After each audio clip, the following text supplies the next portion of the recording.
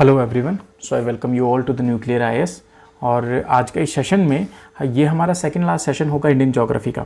और इसके अंदर हम किसी भी चीज़ को छोड़ नहीं रहे हैं, पहली बात। दूसरी बात, हम इसके अंदर मानसून को देखेंगे, प्लस इसके अंदर हम सॉइल को बड़े ही लॉजिकल तरीके से देखेंगे, प्लस इसके अंदर हम इंडिया की वेजिटेशन जैसे कि क्रॉप्स वगैरह है ना, उनको हम बहुत अच्छे तरीके से देखते हुए चलेंगे। और इसके बाद एक सेशन और होगा जिसके अंदर हम देखेंगे मिनरल्स को और पानी को, है ना। और यहाँ पर मैं थोड़ा सा आपको एक डिस्क्लेमर देना चाहता हूँ।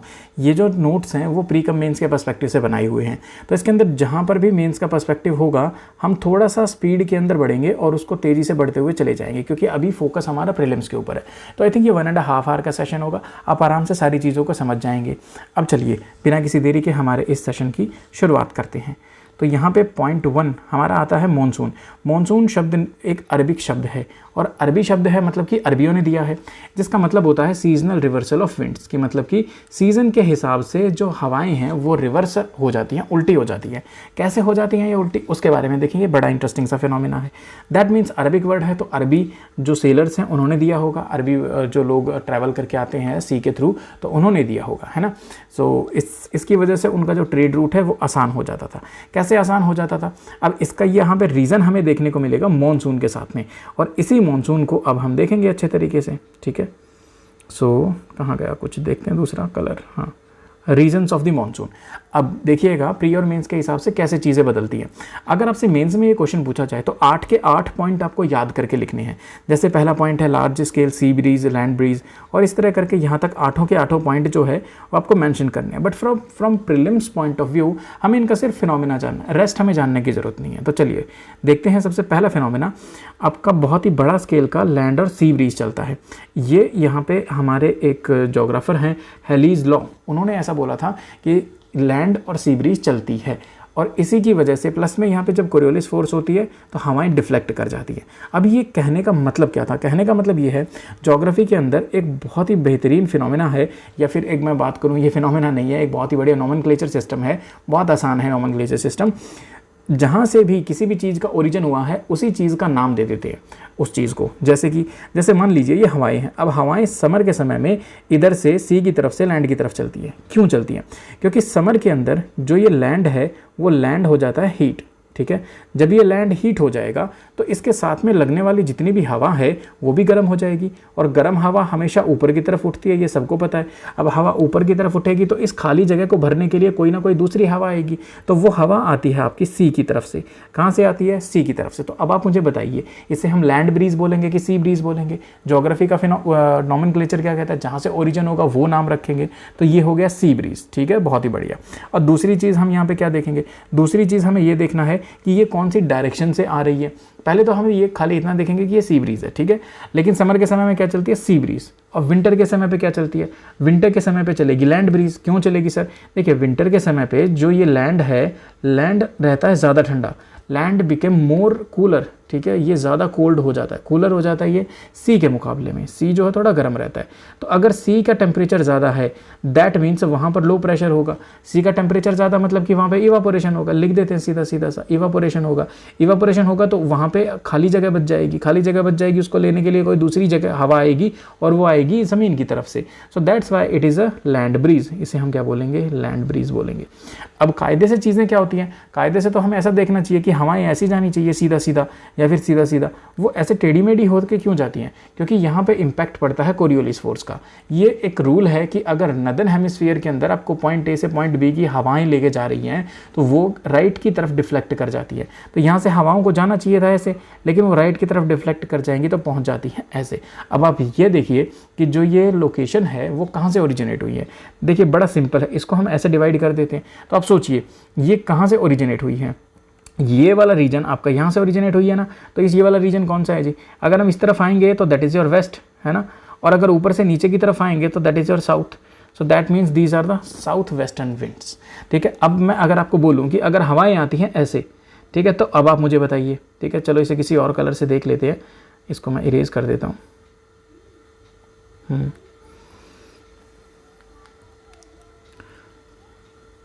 ठीक है, अगर मैं बोलूँ कि हवाएं इस तरफ से आती हैं ऊपर से, ठीक है, ऊपर से आती हैं ऐसे करके, ठीक है। अब आप मुझे बताइए कि ये कौन सी, इन्हें हम किस तरह का नाम देंगे। देखिए सिंपल सा है ज्योग्राफी में, फिर से फिनोमेना डाल दिया। अगर हम ये वाला प्रोपोर्शन देखें तो ये है जी आपका ईस्ट का, नॉर्थ है कि साउथ है, नॉर्थ है जी, so that means this is your north eastern trade winds. Simple बात है यार, ठीक है, बढ़िया है। तो ये चीज़ थी हमारी पहली, that is large scale land and sea bridge चलती हैं, इसकी वजह से मानसून आता है। सिर्फ इसकी वजह से नहीं, बहुत सारी दूसरी चीज़ों की वजह से भी सन शिफ्ट होता है और ITCZ का फॉर्मेशन होता है और ITCZ नॉर्थ की तरफ आता है। ITCZ क्या, इंटर ट्रॉपिकल कन्वर्जेंस जोन। ये क्या होता है, देखिए आपको पता है सन जो है उसकी रेज इक्वेटर के ऊपर बहुत अच्छे तरीके से पड़ती है, राइट। अगर हम ये बात करें कि ये हमारा अर्थ है, ये हमारा इक्वेटर है, तो सन की रेज इक्वेटर के ऊपर पड़नी चाहिए बहुत अच्छे तरीके से, और इक्वेटर के ऊपर जितनी ज़्यादा गर्मी होगी एक वहाँ पे लो प्रेशर जोन क्रिएट हो जाता है। कौन सा, लो प्रेशर जोन। वाई, क्योंकि गर्मी हुई, लैंड हीट हुई, हवाएं ऊपर उठेंगी, और हवाएं ऊपर उठेंगी, इसको भरने के लिए कोई जगह आएगी। हवा ऊपर उठेगी तो यहाँ पे प्रेशर ज़्यादा बचेगा, कम बचेगा, बहुत कम बचेगा। प्रेशर होता है ऊपर से दबाव, तो दबाव तो यहाँ पे कम हो रहा है, so that means there is a low pressure zone. तो ये ITCZ का पूरा जो कंसेप्ट है ये पूरा लो प्रेशर जोन के ऊपर है। अब देखिएगा कायदे से तो हमारे जो ये अर्थ और इक्वेटर है ये ऐसा होना चाहिए था, लेकिन ये ऐसा नहीं है। इधर नॉर्थ पोल होना चाहिए था, इधर साउथ पोल होना चाहिए था, ऐसा नहीं है। क्यों नहीं है, क्योंकि अर्थ जो है वो 23.5 डिग्री के ऊपर टिल्ट है। अगर अर्थ 23.5 डिग्री के ऊपर टिल्ट है तो कहानी थोड़ी सी ऐसी बन जाती है। और अब इसकी जो सीधी किरणें हैं वो कहाँ पे जाती हैं, ट्रॉपिक ऑफ कैंसर के ऊपर जाती हैं गर्मियों के समय में। तो जब गर्मी होती है तो उसके समय पे ITCZ ऊपर की तरफ शिफ्ट कर जाता है। जब लो प्रेशर सेल ऊपर की तरफ शिफ्ट कर जाएंगे तो यहाँ पे वही समंदर से हवाएं आएंगी, राइट हैंड साइड की तरफ डिफ्लेक्ट होंगी, राइट हैंड साइड की तरफ डिफ्लेक्ट होंगी, और ये कहलाई जाएंगी आपकी, यहाँ पे गलत है, साउथ ईस्ट नहीं आएगा, साउथ वेस्टर्न ट्रेड विंड्स। ठीक है, ये आपको थोड़ा करेक्शन कर लेना है। देन अब देखिएगा यहाँ पे लो प्रेशर जोन बनता है, और वो ITCZ कहाँ पे बनता है, तिब्बत के ऊपर। क्यों, क्योंकि तिब्बत एक पठार है, एक प्लेट्यू है, और उसे हम हीट इंजन के नाम से भी बोलते हैं, क्योंकि प्लेट्यू ज़मीन बहुत जल्दी गर्म हो जाती है। तो जैसे ही उसके ऊपर डायरेक्ट रोशनी पड़ती है, सूर्य की किरणों की डायरेक्ट रोशनी जिस पे पड़ेगी, तो यहाँ पे बहुत हीट हो जाएगी, हीट होएगा, लो प्रेशर बन जाएगा। और ITCZ या जो पूरी इक्वेटर है इसे हम हीट इक्वेटर भी बोल सकते हैं एक तरीके से देखा जाए। तो ये आपका इंडिया की नॉर्थ की तरफ में आ जाता है, और फिर यहाँ से जो हवाएँ हैं वो इधर चलनी शुरू हो जाएंगी। ठीक है, दूसरा रीज़न ये है। थर्ड है सेकेंड इक्वेटोरियल ट्रफ। ये क्या कहानी है जी, सेकेंड इक्वेटोरियल ट्रफ। आपने यहाँ पे ITCZ का कंसेप्ट देखा। अब ITCZ के होने से ही मॉनसून नहीं आता, बहुत सारी चीज़ें। Monsoon is a very complex phenomena, और अभी तक हम उसे कम्प्लीटली नहीं समझ पाए, लेकिन बहुत सारे चीज़ें हैं जिनके थ्रू हम इसको प्रिडिक्ट करने की कोशिश करते हैं। दैट्स वाई लोग बोलते हैं कि USA का जो मेटीरियोलॉजी डिपार्टमेंट है बढ़िया काम करता है, क्योंकि उनके वहाँ पे ट्रॉपिकल साइक्लोन नहीं चलते, टेम्परेट साइक्लोन चलते हैं, और वो प्रिडिक्ट करने बहुत आसान होते हैं। हमारे यहाँ पे प्रोडक्शन बहुत मुश्किल होती है। अब USA के साइंटिस्टों को इंडिया में लेके आओगे, उनके सारे इक्विपमेंटों को लेके आओगे, वो भी इंडिया में आगे फेल हो जाएंगे। So that's a prominent thing. पर चलो अब इस सेकंड इक्वेटोरियल ट्रफ को देखते हैं। आपने यहाँ पे लो प्रेशर सेल दिखा हुआ दिखाई दे रही है। तो लो प्रेशर सेल क्या है, ये एक इस तरह की छोटी छोटी पॉकेट होती हैं जहाँ पे लो प्रेशर होता है। लो प्रेशर होता है कि मतलब यहाँ से सारी हवाएं ऊपर की तरफ उठ रही होती है। अब देखिए, अगर ये लो प्रेशर सेल यहाँ पे है तो हवा आधी उधर जाएगी और आधी इधर आएगी, तो दैट मीन्स इंडिया का मानसून ज़्यादा स्ट्रॉन्गर नहीं होगा। अगर ये लो प्रेशर सेल को मैं बोलूँ उठा के यहाँ पे पुट कर दूँ ITCZ की यहाँ पे, तो इसका मतलब कि और ज़्यादा इंटेंसिफिकेशन हो जाएगा लो प्रेशर का तिब्बत के ऊपर, जिसकी वजह से और ज़्यादा स्ट्रॉन्गर हवाएं इंडिया की तरफ आएंगी। अगर ऐसा नहीं होता है तो या तो मानसून आएगा नहीं, आज स्ट्रॉन्ग नहीं होगा, और अगर ऑलरेडी चल रहा होगा तो उसके अंदर ब्रेक पड़ जाएगा। तो इस लो प्रेशर सेल का भी ऊपर मिलना जरूरी होता है। एक लो प्रेशर सेल यहाँ पे मर्ज होती है, दूसरी लो प्रेशर सेल यहाँ पे मर्ज होती है। मर्ज होना बहुत ही ज़्यादा जरूरी है। Low pressure cell of ITCZ must merge with ITCZ। ठीक है, ये ध्यान रखना है। देन सब ट्रॉपिकल वेस्टर्ली जेट स्ट्रीम। ये सब ट्रॉपिकल वेस्टर्ली जेट क्या होता है, एक तरह की हवाओं की नहर सी होती है ये, और ये हवाओं की नहर विंटर के अंदर फ्लो करती है इंडिया के हिमालय के साउथर्न डायरेक्शन के अंदर। अब ये साउथर्न डायरेक्शन की तरफ फ्लो करती है, ठंडी हवा है, तो ठंडी हवा होगी तो डिसेंड करेगी तो पूरे नदर इंडिया पे बनाती है हाई प्रेशर जोन। अब जब तक यहाँ पे लो प्रेशर जोन नहीं बनेगा तब तक हवाएं कैसे जाएंगी इस तरफ, तो हवाएं नहीं जाएंगी। सो दैट्स वाई विंटर में क्या था, हमने ये वाली डायरेक्शन देखी थी, तो यहाँ पे हाई प्रेशर जोन है, ये अब मेजर प्रॉब्लम। और ITCZ कहाँ पर है, ITCZ यहाँ पर है, क्योंकि अर्थ का जो एक्सेस है 23.5 डिग्री के ऊपर टिल्ट है। ठीक है, तो ये विंटर के अंदर काम हो गया। ये हिमालय के सदर्न डायरेक्शन के अंदर चल रही है, entirely over south of Himalaya over the northern India के अंदर हिमालय के साउथ में चलती है, और इसकी वजह से हाई प्रेशर मेंटेन रहता है। ठीक है, ये पहली बात आपको ध्यान में रख ली। अब समय बदलता है, और समय बदलता है तो आएगा फिर अर्ली समर। अब इस अर्ली समर के अंदर ये थोड़ा और ऊपर की तरफ जाती है, पहले पूरी साउथ में चल रही थी, अब ये कहाँ पे जाएगी, अब ये थोड़ा सा नदर्न एरिया की तरफ में जाएगी। जब ये नदर्न एरिया की तरफ में जाएगी तो बाइफरकेट हो जाएगी दो हिस्सों में। अब बाइफरकेट होने से भी कोई कंडीशंस में ज़्यादा प्रभाव नहीं पड़ेगा, लेकिन बाइफरकेशन हमें देखने को मिलता है, ठीक है। फिर आता है प्रॉपर समर, एकदम एकदम झुलसती हुई गर्मी। झुलसती हुई गर्मी के अंदर ये पूरी ब्रांच जो है वो नॉर्थ की तरफ शिफ्ट कर जाती है। अगर ये नॉर्थ की तरफ शिफ्ट कर जाती है so that will lead to the sudden burst of the monsoon, एकदम से मॉनसून आ जाएगा, ठीक है। लेकिन अगर ये वापस से इस तरफ आ गई या वापस से बाइफरकेशन हो जाता है, इफ द सदर्न ब्रांच री एस्टैब्लिश, देन क्या हो जाएगा, मॉनसून ब्रेक, मॉनसून फिर से टूट जाएगा। तो ये कहानी होती है समर की। फिर आती है लेट समर की कहानी। लेट समर में क्या होता है जी, लेट समर में ऐसा होता है कि जो ITCZ है ये तिब्बत के ऊपर से शिफ्ट करना शुरू कर जाता है, और अब फिर से कहानी पलटना शुरू हो जाती है, ठीक है। ये कहानी फिर से क्यों पलटना शुरू हो जाती है, क्योंकि अर्थ 23.5 डिग्री के ऊपर रोटेट करती है, 23.5 डिग्री की रोटेशन की वजह से वो ITCZ अब वापस से नीचे की तरफ आना शुरू हो जाएगा, ठीक है। और जो सब ट्रॉपिकल वेस्टर्ली जेट स्ट्रीम है जो पहले एकदम ऊपर की तरफ थी, अब वो कहाँ जाएगी, अब वो नीचे की तरफ आ जाएगी, और this leads to again the bifurcation of sub tropical westerly jet stream, ठीक है जी, ठीक है। Then next is equatorial westerly. Equatorial westerly की क्या कहानी है, इक्वेटोरियल वेस्टर्ली की ऐसी कहानी है जी कि यहाँ पर आपको दिखाई दे रहे होंगे दो ट्रॉपिकल ईस्टर्ली। ट्रॉपिकल ईस्टर्ली क्या होता है, देखिए हमने देखा था ITCZ, तो इसको एक तरह से ITCZ का कंसेप्ट मान लो, ये ITCZ है।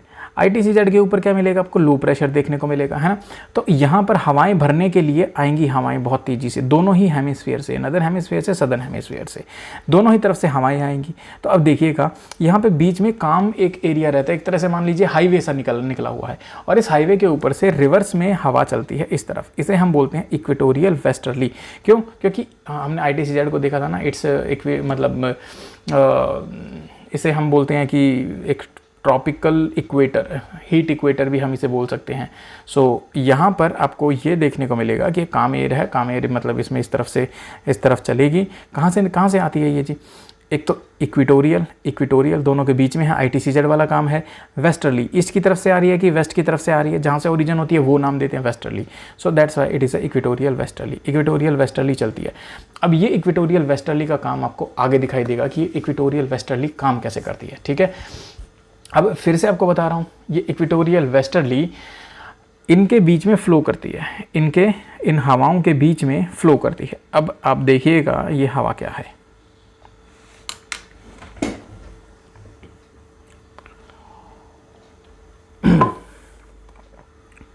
अरे हाँ चला रखा है, मुझे लगा मैंने इसे चलाया नहीं, ठीक है। Okay then tropical easterly jet, बड़े ही ध्यान से समझना, ये मॉनसून का सबसे कॉम्प्लेक्स हिस्सा है। किसी भी किताब के अंदर एक्सप्लेन नहीं है, ना NCERT के अंदर ढंग से एक्सप्लेन है, ना ही आपके किसी अदर टीचर्स ने, आई एम 100% डैम श्योर किसी ने बताया होगा। कहानी कैसे चलती है, कहानी बड़ी इंटरेस्टिंग हम मज़ेदार बात है, ठीक है। इन चीज़ों को नहीं देखेंगे, बाद में देख लेंगे, पहले यहाँ पे देखना फोकस करो जहाँ से मैं बताता हुआ चल रहा हूँ। ये हमारा पूरा का पूरा गर्मी का समय है, और ये हमारा इंडिया है। इंडिया में गर्मी होती है, गर्मी तपती है, ये आपका पूरे का पूरा तिब्बत है, हिमालय है, और ये तिब्बत पूरा तपता है सूर्य की गर्मी के अंदर।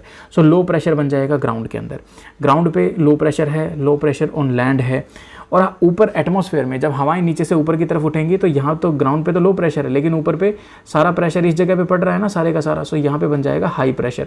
तो high pressure at upper atmosphere, ठीक है, ये बात आपको ध्यान रखना है। जब अपर एटमॉस्फेयर में हाई प्रेशर हो जाएगा तो हाई प्रेशर हमेशा क्लॉकवाइज डायरेक्शन में हवाओं को बाहर की तरफ फेंकता है। जैसे आप पेंच चढ़ाते हैं ना, पेंच को टाइट करते हैं, तो उस तरह से आप प्रेशर लगाते हैं, सो that is the same thing. तो वो ऐसे हवाओं को फेंकेगा क्लॉकवाइज डायरेक्शन के अंदर, that will throw the air into the clockwise direction. अब देखिए ये सब ट्रॉपिकल वेस्टर्ली जेट स्ट्रीम है, ये सब ट्रॉपिकल वेस्टर्ली जेट स्ट्रीम है। इन दोनों वेस्टर्ली जेट स्ट्रीम्स के बीच में से क्या चलता है, इन दोनों के बीच में से चलती है एक ईस्टर्ली जेट, सॉरी हाँ ये आपका वेस्टर्ली जेट, सब ट्रॉपिकल वेस्टर्ली जेट स्ट्रीम है। इसके बीच में एक और ये हवा चलती है आपकी। इस हवा को यहाँ पे जैसे ही कंडीशंस बदलना शुरू हो जाती हैं, कैसे कंडीशन बदलेंगी, यहाँ पे जब ये अपर एटमॉस्फेयर में हवा को ऐसे फेंकेगा, हवा को ऐसे फेंकेगा, तो ये वही फेंकी हुई हवा है जो इधर से इधर आती है, ठीक है, इधर से इधर आती है, इधर से इधर आती है और फिर यहाँ पर ये नीचे ज़मीन पे जाती है, नीचे ज़मीन इन द सेंस कि नीचे ओशन सरफेस के ऊपर जाती है।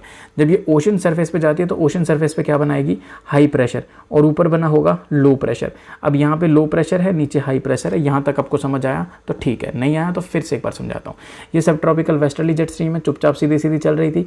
यहाँ पे ऊपर एटमॉस्फेयर में हाई प्रेशर बनता है, नीचे ग्राउंड के ऊपर लो प्रेशर बनता है। जब हद से ज़्यादा ऊपर हाई प्रेशर बन चुका होता है तो वह हवा को क्लॉकवाइज डायरेक्शन में फेंकता है। तो क्लॉकवाइज डायरेक्शन में फेंकेगा तो वो हवा इस तरह आएगी, इस तरह आएगी, इस तरह आएगी। वो हवा कहाँ पे चल रही है, अपर एटमॉस्फेयर के अंदर चल रही है। तो अपर एटमॉस्फेयर में हाई प्रेशर से कहाँ पे जाएगी, वो लो प्रेशर की तरफ। तो जहाँ पर भी अपर एटमॉस्फेयर में लो प्रेशर होगा, और वो कहाँ मिलेगा आपको यहाँ पे अरबियन सी के आसपास में, आपको अरबियन सी वाले एरिया में। यहाँ आपको दिखा देगा कायदे से ये अरबियन सी वाला एरिया नहीं है, अरब सागर यहाँ पे होता है। ये है आपका मस्करीन हाई इंडियन ओशन के अंदर, या मस्करीन हाई के अपर एटमॉस्फेयर में, मतलब ऊपर आसमान में, आसमान की तरफ देखो तो आसमान में बनेगा लो प्रेशर और नीचे सरफेस की तरफ बनेगा हाई प्रेशर। ठीक है, अब आप ध्यान दीजिएगा, जो हमने इंडिया का लैंड पढ़ा था, इंडिया की ज़मीन पे क्या था, लो प्रेशर, और इंडिया के ऊपर आसमान में क्या था, हाई प्रेशर, और यहाँ पे ओशियन में क्या है, हाई प्रेशर, और हाई प्रेशर से इस तरह से फिर हवाएं जाएंगी लो प्रेशर की तरफ में, and that leads to the formation of your monsoon. बात आई समझ में। अब ये ट्रॉपिकल ईस्टर्ली जेट है क्या, जो ये हवा है, इसी हवा को हमने नाम दिया है tropical easterly jet, and this is seasonal. जब तक ITC जेट उस तरफ रहेगा, जब तक मॉनसून इंडिया में रहेगा, तब तक ये हवा बहेगी। जब तेज खत्म तब बात खत्म। ठीक है, तो ये जून से सितंबर के बीच में ही आपको दिखाई देगी। हमने इसे ट्रॉपिकल ईस्टर्ली जेट स्ट्रीम क्यों बोला है, क्योंकि यहाँ तक तो हम इसे ट्रॉपिकल ईस्टर्ली जेट स्ट्रीम नहीं बोल सकते, मतलब जोग्राफिकली। तो यहाँ पे हम क्या बोलते हैं, जब ये यहाँ से आती है तो ट्रॉपिकल एरिया के अंदर है ट्रॉपिकल। और कौन से रीजन से आई है यार, ईस्ट है कि वेस्ट है, ये वाला रीजन ईस्ट है, ये वाला रीजन वेस्ट है ना। अगर इंडिया को बीच में से देखें तो ये ईस्ट डायरेक्शन की तरफ से आई है और वेस्ट डायरेक्शन की तरफ में जा रही है। तो कहाँ से आई है, ईस्ट की तरफ से आई है। So that means it's a tropical easterly, और जेट स्ट्रीम है तो जेट स्ट्रीम है, ट्रॉपिकल ईस्टर्ली जेट स्ट्रीम। ठीक है, so that's the simple thing. ठीक है, अब विंटर में क्या हाल होता है भाई, विंटर में ये जो साइकिल है वो रिवर्स हो जाती है। ठीक है, अब देखते हैं विंटर में इस साइकिल का क्या फंडा होता है। विंटर के अंदर जो सब ट्रॉपिकल वेस्टर्ली जेट स्ट्रीम है, ये क्या करती है, बहुत तेज़ी से उड़ती है, बहुत तेज़ी से उड़ती है। तो मेडिटेरेनियन सी, इटली के पास वाला समंदर वाला, तो वहीं से ये अपनी पूरी ताकत से उड़ती है और पूरे मॉइस्चर को अपने साथ लेके आती है, और हिमालय को चढ़ के क्रॉस नहीं कर पाती, औकात नहीं है इसकी इतनी। ठीक है, तो वो क्या करती है, वहाँ पे लगती है और फिर बारिश इंडिया के नदन प्रोपोर्शन में करती है। तो पंजाब, हरियाणा और मतलब दिल्ली के अंदर जब सर्दियों में बारिश होती है तो समझ लो वो इटली का पानी है। ठीक है, तो ये विंटर के अंदर फंडा होता है इसी सब ट्रॉपिकल वेस्टर्ली जेट स्ट्रीम का। तो हमें थैंकफुल रहना चाहिए सब ट्रॉपिकल वेस्टर्ली जेट स्ट्रीम का। ठीक है, इंडिया के बाहर के बारे में बात करें, जैसे चाइना और जापान, तो वहाँ पे विंटर के समय पे मानसून ज़्यादा स्ट्रॉन्गर होता है rather than the summer monsoon. India में समर मानसून ज़्यादा स्ट्रॉन्गर होता है। तो ये एक बड़ा अजीब सा फिनोमेना है। हमें लगता है कि भाई समर में बारिश है, तभी तो मैंने बोला भारत को बहुत बेहतरीन तरीके से नवाजा है भगवान ने, क्योंकि देखिए गर्मी के अंदर बारिश हो जाए तो मज़ा ही आ जाए, है ना। और वहाँ पर सर्दी में बारिश हो रही है, हालत ख़राब चीनियों की। कोई बात नहीं। Then next one is your Somali jet stream. इसे हम फिनलेटर जेट भी बोलते हैं। ये आपकी सोमालियन जेट स्ट्रीम है जी। ठीक है, देख लीजिए, जो सोमालियन कोस्ट के पास से हवा है उसे हम क्या बोलते हैं, Somalian jet stream. Somalian jet stream lower level के ऊपर चलती है, और लोअर लेवल रियल में लोअर लेवल नहीं है, अपर मतलब हमारे हिसाब से तो ऊपर है कि समंदर से 1.5 किलोमीटर ऊपर चलती है ये, लेकिन अगर पूरे एटमॉस्फेयर को देखें तो लोअर लेवल पे ही आता है वो एरिया। ठीक है, और ये सोमालियन ओशियन करंट को, जो ओशियन करंट भी इधर से इधर चलता है, उसे और ज़्यादा इंटेंसिफाई कर देती है। ठीक है, और ज़्यादा जो मॉनसून विंड हैं उन्हें और ज़्यादा इंडिया की तरफ धकेलती है, and the stronger Somalian current will lead to the better monsoon in India. फिर आगे है इंडियन ओशन डायपोल का फंडा। अब ये दूसरा वो तगड़ा कंसेप्ट है जो लोगों की हालत ख़राब कर देता है, और अगर आपने इसको समझ लिया तो ला नीना अल नीना ज़िंदगी में कभी कन्फ्यूज़न क्रिएट नहीं करेगा। तो बड़े ही आसानी से इसे हम समझते हैं। देखिए, पहले ना मैं इन सबको इरेज कर देता हूँ। ठीक, मतलब इरेज इन द सेंस कि इन सबको ढक देता हूँ थोड़ा थोड़ा, ताकि आप लोगों को सीधा आपका दिमाग चलवा सकूँ इसके ऊपर लॉजिकली, है ना।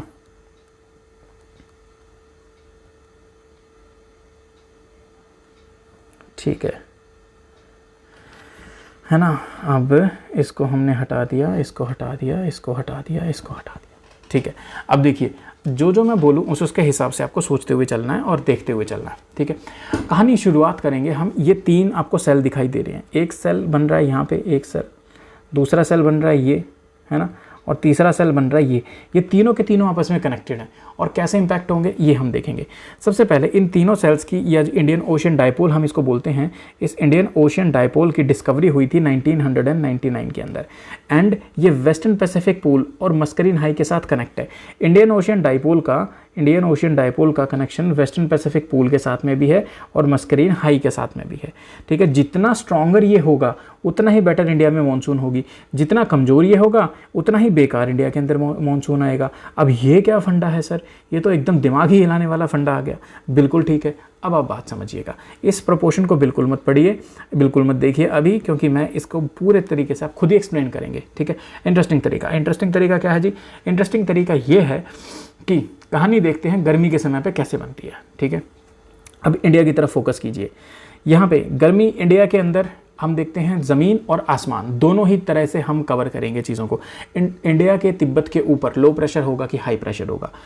ज़मीन है, ज़मीन जल्दी गर्म होगी, गर्म हवा हमेशा ऊपर की तरफ उठेगी, तो ज़मीन के ऊपर से प्रेशर ज़्यादा हो रहा है कि कम हो रहा है? कम हो रहा है सर, क्योंकि हवा ऊपर की तरफ जा रही है।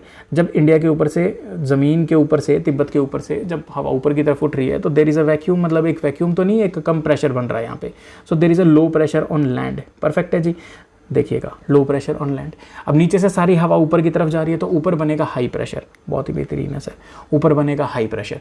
अब इस हाई प्रेशर से हवाएं फेंकी जाएंगी इधर उधर, तो हवा फेंकी जाएगी तो ऊपर हाई प्रेशर से कहीं ना कहीं लो प्रेशर होगा आसमान में ऊपर, तो वो आसमान में ऊपर कहाँ होता है? मस्करीन हाई के ऊपर। तो यहाँ पे क्या आएगा? लो प्रेशर आएगा, और फिर यहाँ से पूरा जो हवा है वो नीचे की तरफ गिर रही होगी, नीचे की तरफ गिरेगी तो मस्करीन हाई, इसको नाम ही मस्करीन हाई को क्या बोलते हैं? हाई, क्योंकि यहाँ पे ज़मीन के, मतलब इन द सेंस कि ओशियन के सरफेस लेवल के ऊपर हाई प्रेशर बनता है। So that is a Mascarene high pressure, ठीक है। सो यहाँ पे बन जाएगा हाई प्रेशर जोन। अब इस हाई प्रेशर से ये फिर से हवाओं को फेंकेगा, जब ये हवाओं को फेंकेगा तो वे हवा ज़मीन के पास से, मतलब समंदर के पास से पूरे मॉइस्चर को लेती हुई इंडियन लैंड की तरफ बढ़ेंगी, and that is a monsoon. मस्त बात आई समझ में, क्लियर है ना? तो ये हो गया हमारा एक सेल पूरा। अब हम दूसरे सेल की तरफ में देखेंगे। इस प्रोपोर्शन को बोलते हैं ईस्ट इंडीज़, ये फिलीपाइंस वाला, इसे हम बोलते हैं ईस्ट इंडीज़ वाला प्रोपोर्शन। और इसे, ये हमारा यहाँ पे ऑस्ट्रेलिया है। हमारा ऑस्ट्रेलिया के साथ बहुत तगड़ा जोग्राफिकली रिलेशन है, बल्कि क्लाइमेटोलॉजिकली भी, वैसे भी।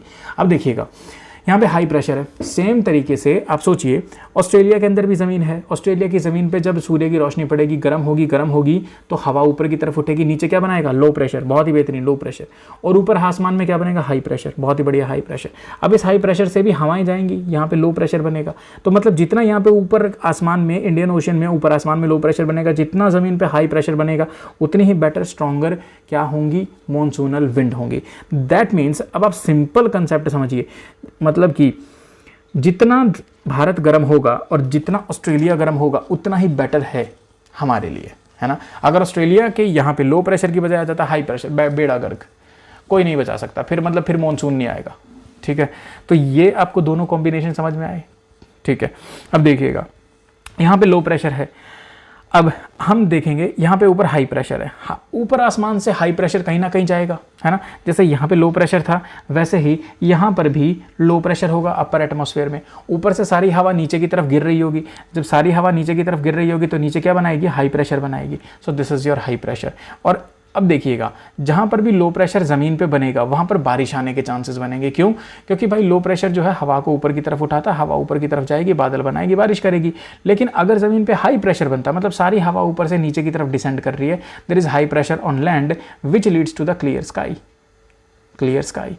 आसमान साफ होगा, तो दैट्स वाई अटाकामा डेजर्ट आपको यहाँ देखने को मिलता है, और वो विश्व का ड्राइएस्ट डेजर्ट है, ठीक है। अब ये कहानी है। तो जितना स्ट्रॉन्गर ये होगा, अब देखिए यहाँ पर भी आपको सेम कॉम्बिनेशन देखने को मिलेगा, ठीक है। जितना स्ट्रॉन्गर ये वेस्टर्न पैसिफिक पूल होगा, स्ट्रॉन्गर का मतलब है जितना ज़्यादा ग्रेडियंट होगा। ग्रेडियंट का क्या मतलब है? इंटरेस्टिंग चीज़ है, तो समझना। अगर मैं बोलूँ कि एक स्लोप ये है, मतलब एक स्लोप ये है और दूसरा, ठीक है, एक स्लोप ये है और दूसरा स्लोप ये है, तो कौन सा स्लोप पे आप चीज़ रखोगे ज़्यादा जल्दी से फिसलेगी? इस वाले स्लोप ए स्लोप बी। अब बोलोगे sir slope B, that means where is more gradient. Gradient क्या होता है? एक तरह से स्लोप के तरीके से समझ लो। तो ग्रेडियंट जो ज़्यादा है वो कहाँ पे मिलेगा? स्लोप बी की तरफ। मतलब कि इनके और इनके बीच में जितना ज़्यादा डिफरेंस होगा उतना बेहतरीन तरीके से हवाएं बहेंगी, और जितना तेज़ी से हवा बढ़ेगी उतना स्ट्रॉन्गर ये होगा, उतना स्ट्रॉन्गर ये होगा, उतना ही स्ट्रॉन्गर ये होगा। सो दैट्स वाई ये सारा आपस में लिंक है। ठीक है जी, बात आ गई समझ में। अब आगे देखेंगे इंडियन ओशियन डाइपोल इंडेक्स। ये कायदे से देखा जाए तो मतलब पेपर में पूछने वाली चीज़ नहीं है, लेकिन टेस्ट सीरीज़ वाले बड़ा दुख देते हैं इसके अंदर। अब आप मस्त तरीके से देखिएगा। ठीक है, ईस्ट इंडीज़ वाला प्रपोर्शन कौन सा आता है? ये पूरा आपका ईस्ट इंडीज़ वाला प्रपोर्शन आता है। ठीक है, अगर इस ईस्ट इंडीज़ के अंदर हाई प्रेशर है और इंडिया में लो प्रेशर है, यहाँ पे हाई प्रेशर है, इंडिया के अंदर लो प्रेशर है, वेरी गुड है ना, बहुत ही बेहतरीन तरीका है। बहुत ही बेहतरीन तरीका है का मतलब क्या है कि बहुत ही बढ़िया इंडिया की तरफ में हवाएं बहेंगी। मतलब यहाँ पे हाई प्रेशर है, यहाँ पे लो प्रेशर है, हवाएं बहुत ज़्यादा स्पीड से बहेगी। That means positive gradient, India will get rainfall. लेकिन अगर रिवर्स कर दें कि यहाँ पर लो प्रेशर और यहाँ पर हाई प्रेशर बना दें हम इंडिया के अंदर, तो मतलब इंडिया से हवाएं फिर इस तरफ बहेंगी, उल्टा रिवर्स में बहेंगी, and that means negative, that means dry India. ठीक है, तो सिंपल सा था इंडियन ओशियन डाइपोल। अब देखेंगे नेक्स्ट हम Madden Julian oscillation. Madden Julian oscillation यही हाई प्रेशर और लो प्रेशर का एक सेल बना हुआ होता है।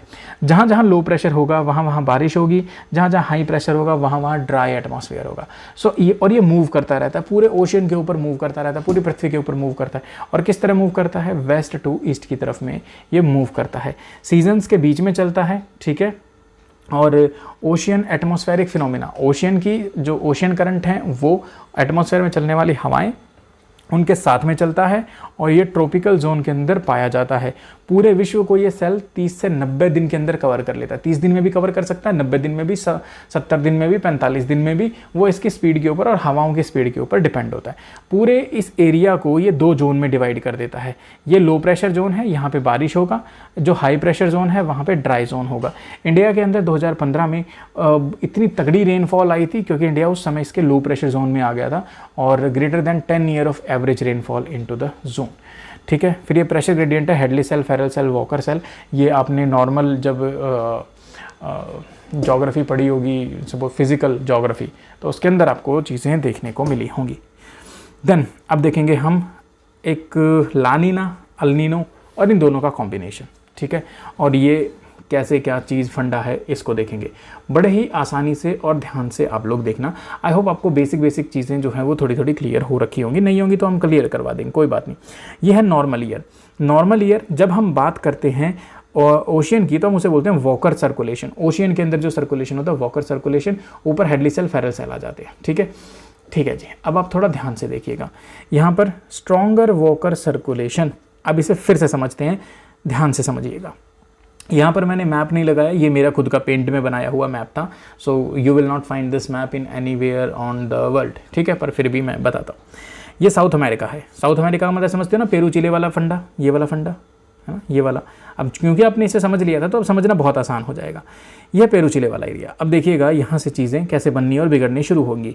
देखिए, ये हम नॉर्मल ईयर की बात करें, बिल्कुल एकदम प्रॉपर नॉर्मल ईयर की। प्रॉपर नॉर्मल ईयर हमने देखा था तो ऑस्ट्रेलिया के ऊपर क्या बन रहा था? लो प्रेशर, और ऊपर की तरफ हवा में क्या बन रहा था? High pressure.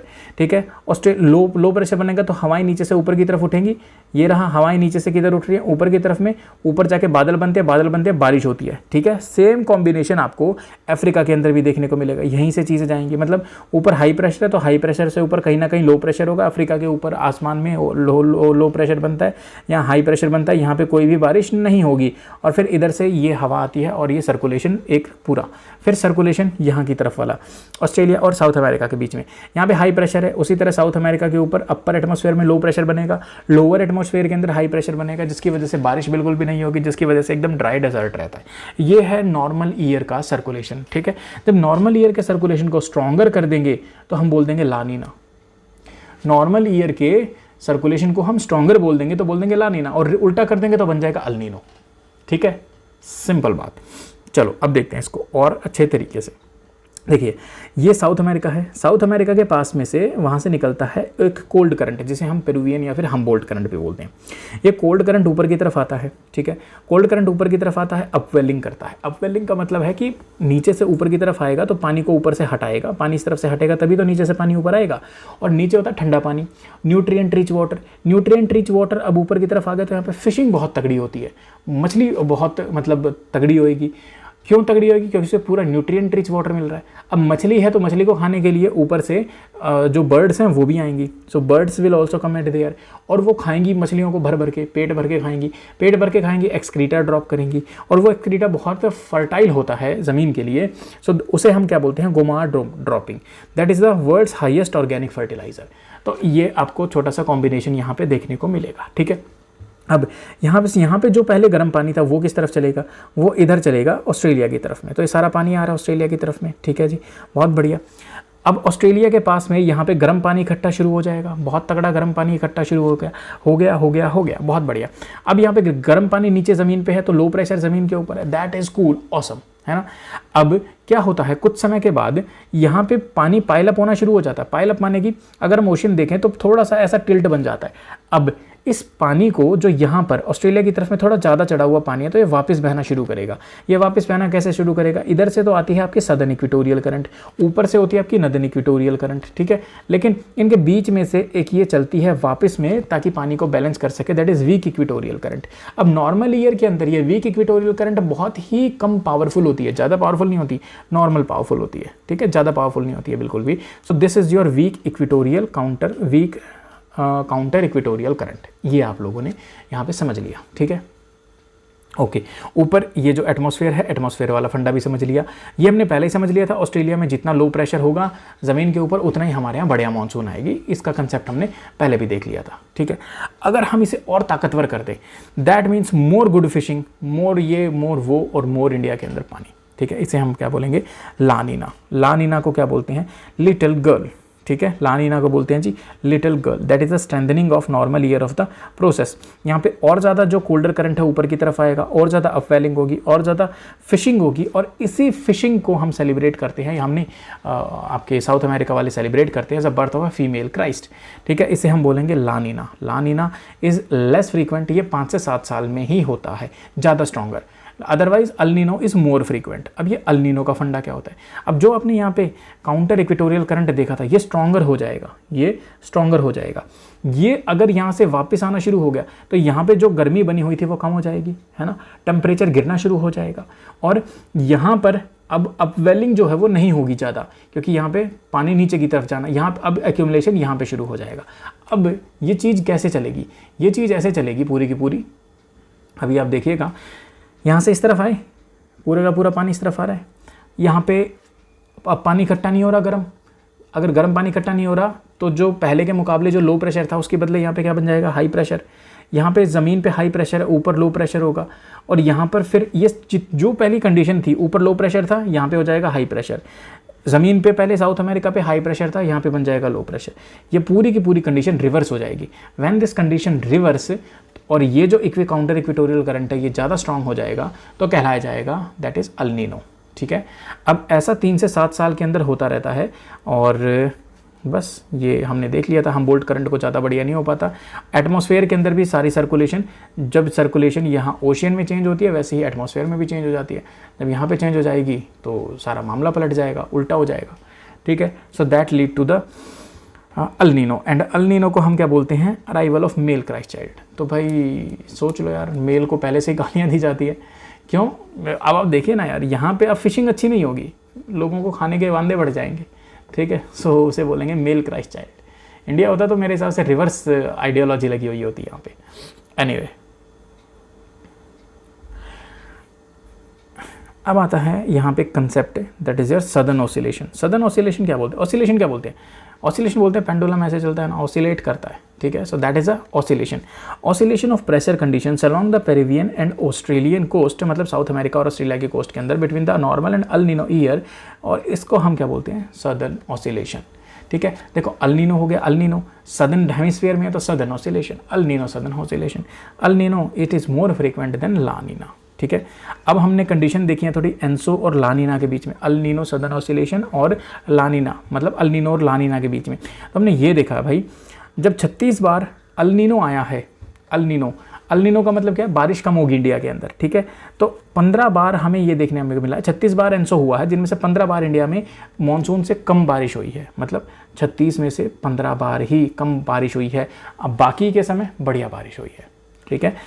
25 बार लानीना आया है, जिसमें से लानीना का मतलब है भारत में अच्छी बारिश होनी चाहिए, लेकिन सिर्फ 9 बार ही अबव एवरेज हमारे यहाँ पे बारिश हुई है।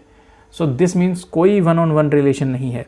एग्रीकल्चरल ग्रोथ रेट पे भी सेम फंडा हमें थोड़ा सा यहाँ देखने को मिलता है, बढ़िया क्या है, लानीना के अंदर ग्रोथ ये है, नॉर्मल ईयर में ग्रोथ ये है, एवरेज में ये है, अल नीनो में ग्रोथ ये हो जाती है ड्यू टू द अनप्रेडिक्टेबिलिटी। तो इस वजह से हम लानीना को थोड़ा बढ़िया मानते हैं और अल नीनो को थोड़ा कम। ग्लोबल इम्प्लीकेशंस क्या होती हैं? ग्लोबल इम्प्लीकेशंस होती हैं भाई, अल नीनो इवेंट इंक्रीज हो जाएंगे अगर ग्लोबल वार्मिंग बढ़ेगी, तो ये पूरा का पूरा ग्लोबल फिनोमेना है, वो कुछ भी चेंज करके आ सकता है। बारिश ज़्यादा होगी तो वेक्टर बॉर्न डिजीज़ हो सकती है सेंट्रल अमेरिका, साउथ अमेरिका में। बारिश अगर ग्लोबल वार्मिंग बढ़ गई और मान लीजिए टेम्परेचर ज़्यादा बढ़ गया इस रीजन में, कोरल ब्लीचिंग देखने को मिलेगी। फिर है अल नीनो सदर्न ऑसिलेशन का इंडेक्स, अगर हम निकालेंगे तो अल नीनो लानीना नॉर्मल ईयर के बीच का बताता है, और ये पूरी कहानी है। अब इसको हम देखेंगे ये इंडेक्स कहता क्या है। बाकी अल नीनो है Walker cell broken and Tahiti between Australia and the South America.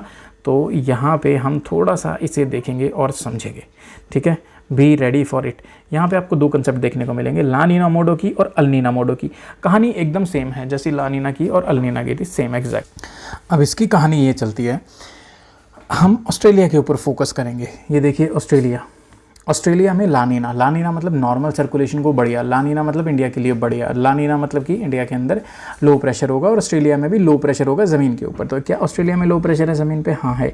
ऊपर हवा उठी, ऊपर की तरफ बनेगा हाई प्रेशर।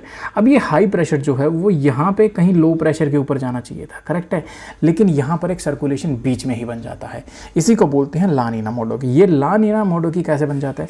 ये हाई प्रेशर से यहाँ पे ऊपर की तरफ लो प्रेशर बनेगा, और ये रीजन है ताहिती का, ठीक है। तो यहाँ पे क्या बनता है? High pressure. यहाँ पे जोन बन जाएगा हाई प्रेशर का, यहाँ पे लो प्रेशर का, मतलब कि ये वाला फिनोमेना और इंडिया के साथ वाला फिनोमेना तो ओके चलेगा, लेकिन पेरुवियन कोस्ट वाला फिनोमेना थोड़ा सा उल्टा हो जाएगा। So that is known as La Nina मोडो की।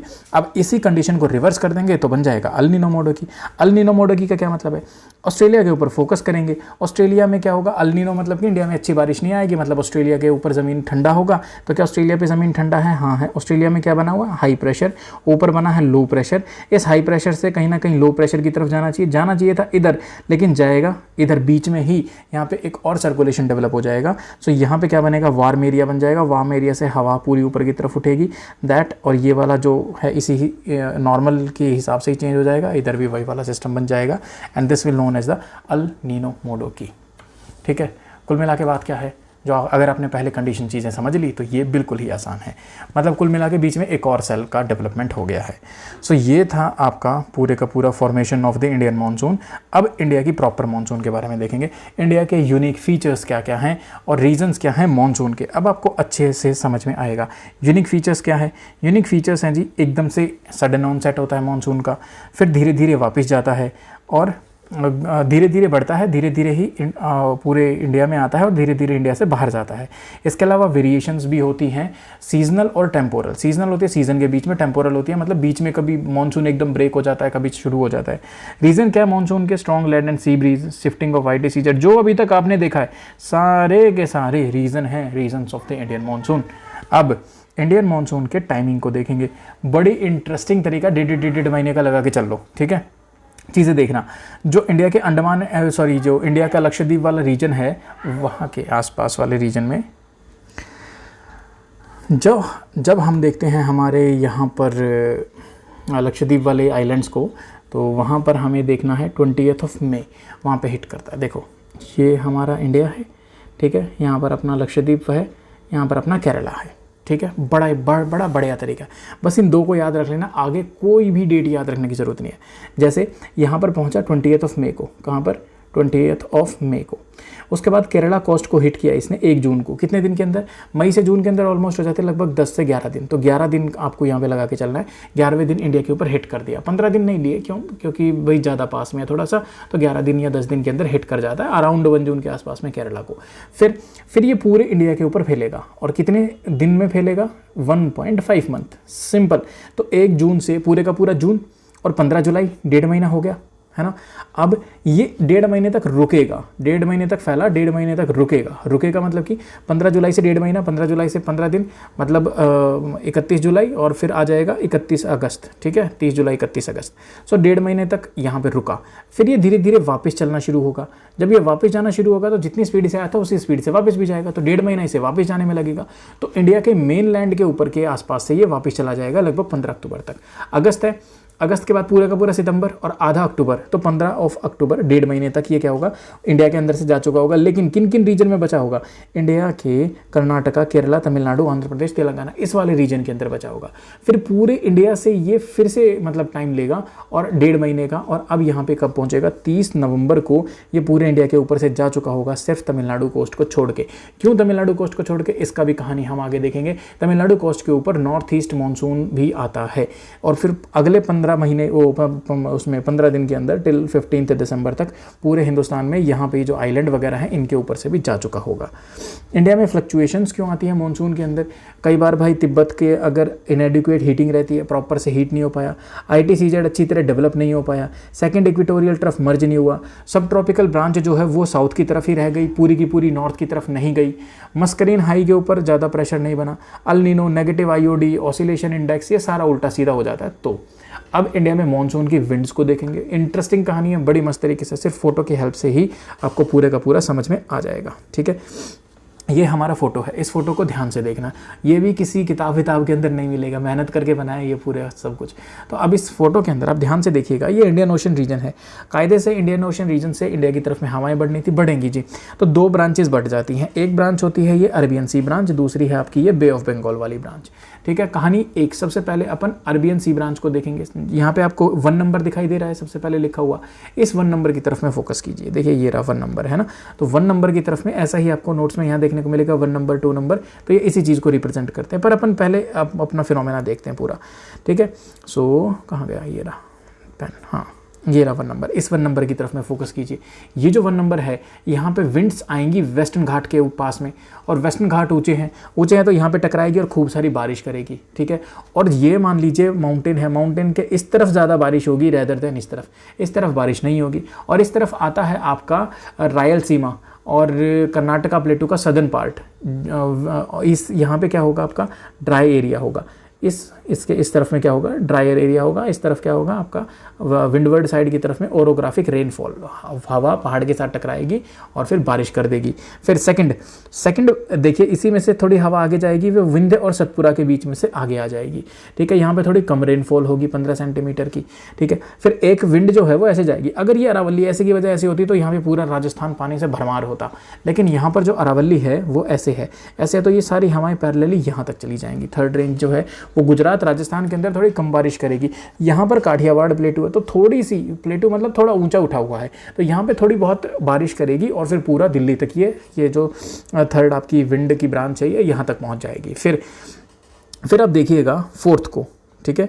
4th क्या है? थोड़ा सा यहाँ से जो हवाएं हैं निकलती हुई यहाँ से भी यहाँ पे आएंगी और ये दोनों हवाएं यहाँ पे मर्ज करेंगी और भी हवाएं मर्ज करेंगी, और यहाँ पे दिल्ली में होती है बारिश इस वजह से, ठीक है। दिल्ली, हरियाणा, पंजाब वाले रीजन में इस वजह से बारिश होती है, ठीक है। अब इस वाली ब्रांच को देखिए, बे ऑफ बंगाल ब्रांच को। बे ऑफ बंगाल ब्रांच के अंदर से देखेंगे तो पॉइंट नंबर 5 ये आते हैं ईस्टर्न घाट के ऊपर में। ईस्टर्न घाट कॉन्टिन्यूस रेंजेस नहीं है, बीच में से टूटी हुई हैं तो इसके अंदर से हवाएं जो हैं अंदर की तरफ चली जाएंगी, ठीक है जी। फिर 6th नंबर, इसे हम बोलते हैं आपका West Bengal branch. World bank नहीं है ये, ठीक है। वेस्ट बंगाल ब्रांच आएगी, वेस्ट बंगाल के अंदर से जाएगी, ऊपर छोटा नागपुर प्लेटू है, यहाँ पे बढ़िया बारिश करेगी, ठीक है। रेनफॉल अलॉन्ग द छोटा नागपुर प्लेटू, और फिर ये विंध्य और सतपुड़ा वाली रेंज के साथ में मर्ज हो जाएगी और फिर यहाँ पे थोड़ी बहुत बारिश भी करेगी, ठीक है। फिर 7वां that is Brahmaputra valley branch. ये ब्रह्मपुत्र वैली के अंदर एंट्री करती है। यहाँ पे बहुत सारी आपको हिल्स देखने को मिलेंगी। हिल्स के अंदर ऐसे गोल गोल घूमती हुई ये जाती है, फनलिंग इफेक्ट क्रिएट करती हैं और बहुत ही तगड़ी हायर रेनफॉल करती हैं। और फिर most of the rainfall is from the eastern branch, ठीक है। ज़्यादातर जो रेनफॉल है अगर हम वेस्टर्न ब्रांच और ईस्टर्न ब्रांच में से देखें तो ईस्टर्न ब्रांच ज़्यादा करती है, सबसे ज़्यादा रेनफॉल करती है। अब आप मुझे देख कर बताइए, अगर हम नॉर्थ इंडिया और साउथ इंडिया को दो हिस्सों के अंदर बांट दें तो सबसे ज़्यादा रेनफॉल ईस्ट की तरफ होगी कि वेस्ट की तरफ होगी? अब आप लोगों को एकदम बहुत बढ़िया से पता है कि ईस्ट की तरफ ज़्यादा रेनफॉल होगी, वेस्ट की तरफ कम रेनफॉल होगी, ठीक है। तो जैसे जैसे आप ईस्ट के वेस्ट की तरफ में जाएंगे तो रेनफॉल जो है वो डिक्रीज़ होती हुई जाएगी। लेकिन अगर हम बात करें सदर्न इंडिया की, तो सदर्न इंडिया के अंदर वेस्ट में ज़्यादा रेनफॉल होगी और ईस्ट के अंदर कम रेनफॉल होगी। यही बात यहाँ पे लिखी हुई है। नदर्न इंडिया के अंदर rainfall decrease from east to west, east to west की तरफ जाएंगे तो रेनफॉल डिक्रीज होगी। सदर्न इंडिया के अंदर rainfall decrease from west to east, west to east की तरफ में रेनफॉल डिक्रीज होती हुई जाएगी, ठीक है। ये सिंपल सी बात थी, यही था आपका पूरे का पूरा सिस्टम। अब देखेंगे कि वो जो रिवर्सल था वो क्या है, रिट्रीट ऑफ इंडियन मानसून, इसे हम देखेंगे। देखिए ITCZ ऊपर की तरफ था, है ना, यहाँ पे था, तो सारी हवाएं किस तरफ जा रही थी, इस तरफ जा रही थी। अब ITCZ नीचे की तरफ आना शुरू हो जाएगा क्योंकि विंटर वाला समय आ गया, तो अर्थ की घूर्णन की टिल्ट की वजह से नीचे की तरफ आएगा ITCZ।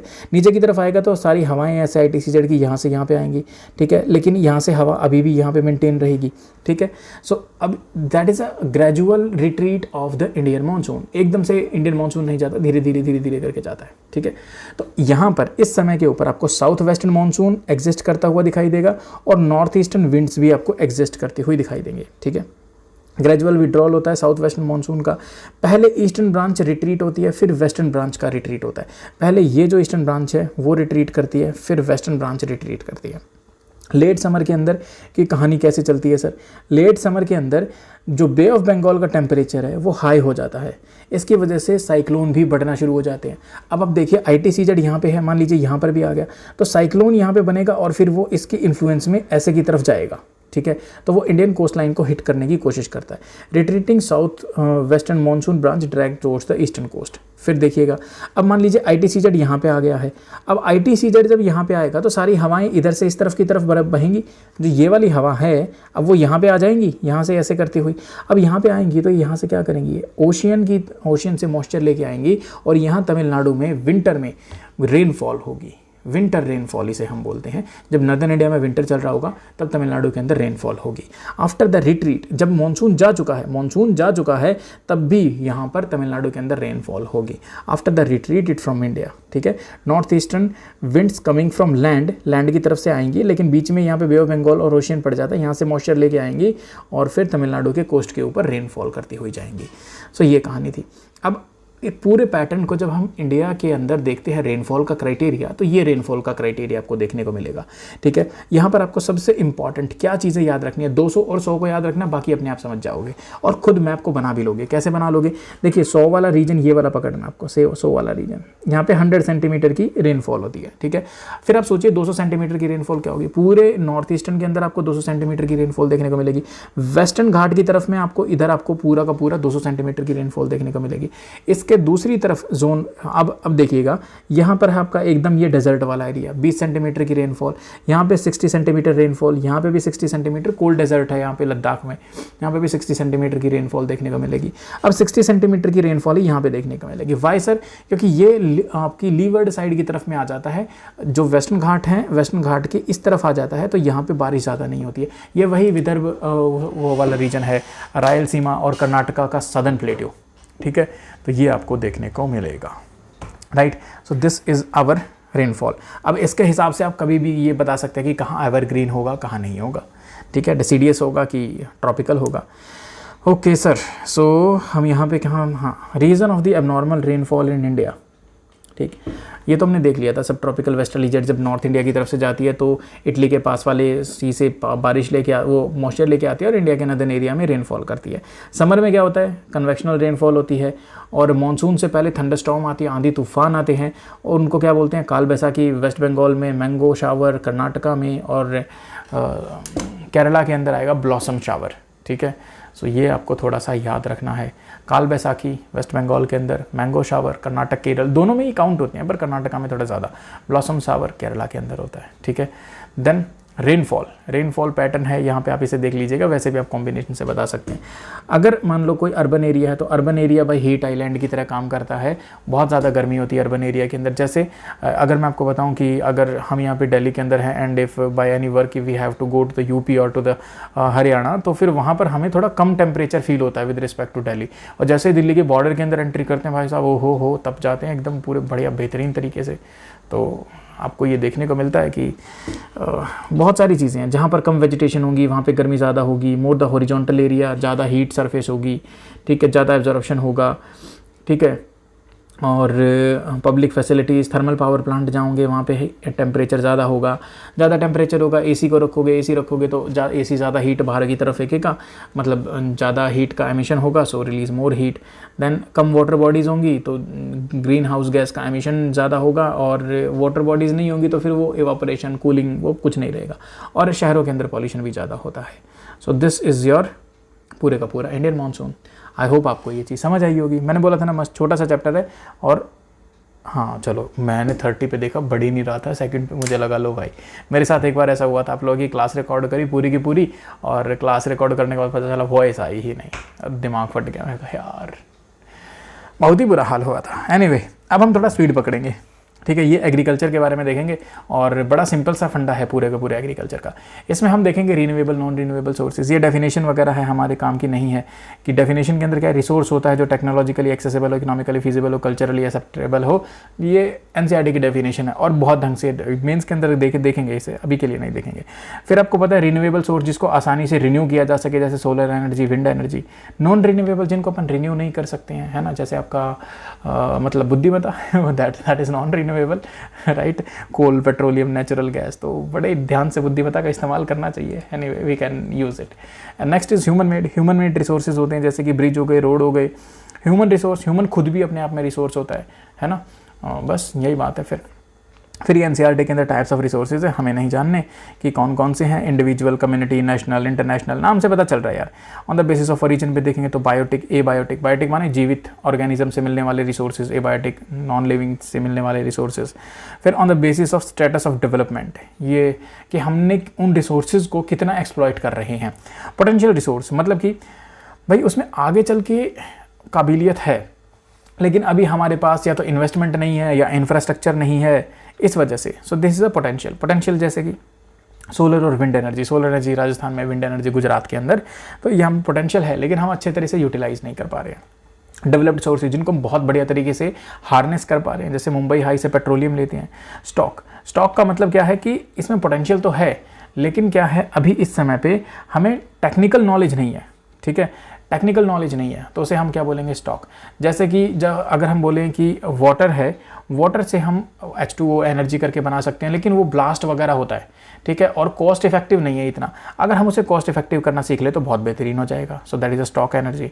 देन रिजर्व्स स्टॉक का ही एक सबसेट होता है, और यहाँ पर क्या है जिसके अंदर हमें पता तो है, यहाँ पे हमें पता नहीं है कि क्या technologically feasible, economically feasible, technologically accessible and culturally acceptable. तो यहाँ पे हमारे पास टेक्निकल एक्सपर्टीज़ नहीं है, यहाँ पे हमारे पास टेक्निकल एक्सपर्टीज़ हैं, ठीक है, लेकिन जो उनका एक्सट्रैक्शन है अभी इंटेंशनली या फिर किसी और प्रॉब्लम की वजह से हो नहीं पा रहा है। जैसे अगर हम देखें नॉर्थ ईस्ट के अंदर, तो नॉर्थ ईस्ट के अंदर वाटर मतलब बहुत ज़्यादा अमाउंट के अंदर है, तो हम हाइड्रो पावर का वहाँ से बहुत ज़्यादा जनरेशन कर सकते हैं। लेकिन क्योंकि स्टेट्स का आपस में कॉन्फ्लिक्ट रहता है, ऊपर से जोग्राफिकल रीजन ऐसा कि वहाँ पर आसानी से डेवलपमेंट पॉसिबल नहीं हो पा रही है, सो इसकी वजह से हम उस रीजन को या उस रिसोर्सेज को बोलते हैं रिजर्व रिसोर्सेज, ठीक है।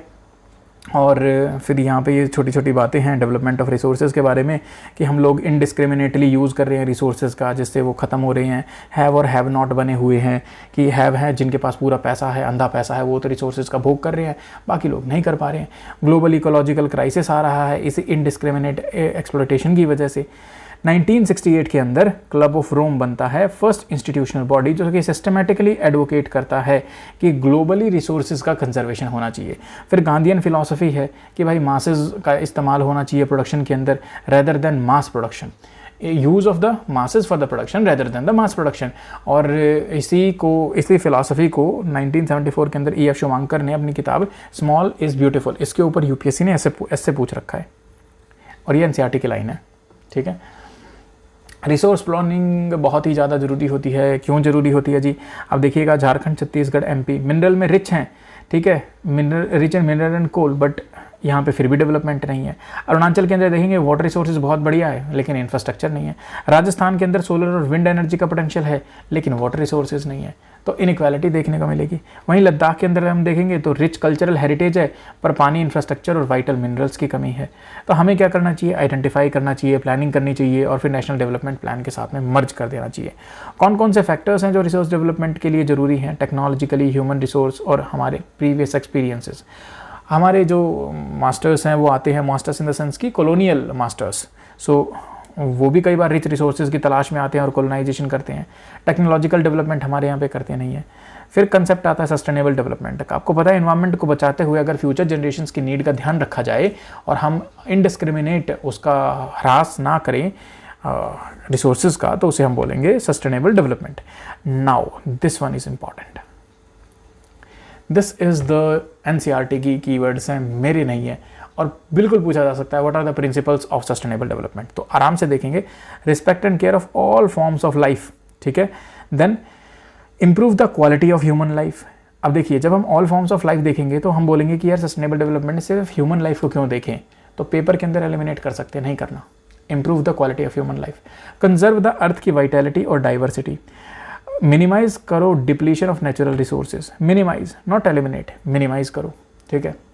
और पर्सनल एटीट्यूड को चेंज करो, एनवायरनमेंट को प्रोटेक्शन का उनके अंदर भाव लेके आओ, और ऐसा करो कि कम्युनिटीज़ अपने चारों तरफ वाले एनवायरनमेंट का खुद ही केयर करना शुरू कर दें। So these are the 7 principles of the sustainable development. International efforts क्या क्या हैं आपको पता ही होंगी। ब्रटलैंड कमीशन रिपोर्ट 1987 के अंदर they were the first to introduce the concept of the sustainable development, ठीक है। और इन्होंने किताब निकाली थी Our Common Future. Rio de Janeiro Brazil के अंदर 1992 में समिट होती है, 100 देशों के लोग आते हैं, वो बैठते हैं और क्लाइमेट चेंज और बायोलॉजिकल डाइवर्सिटी के ऊपर बातचीत होती है।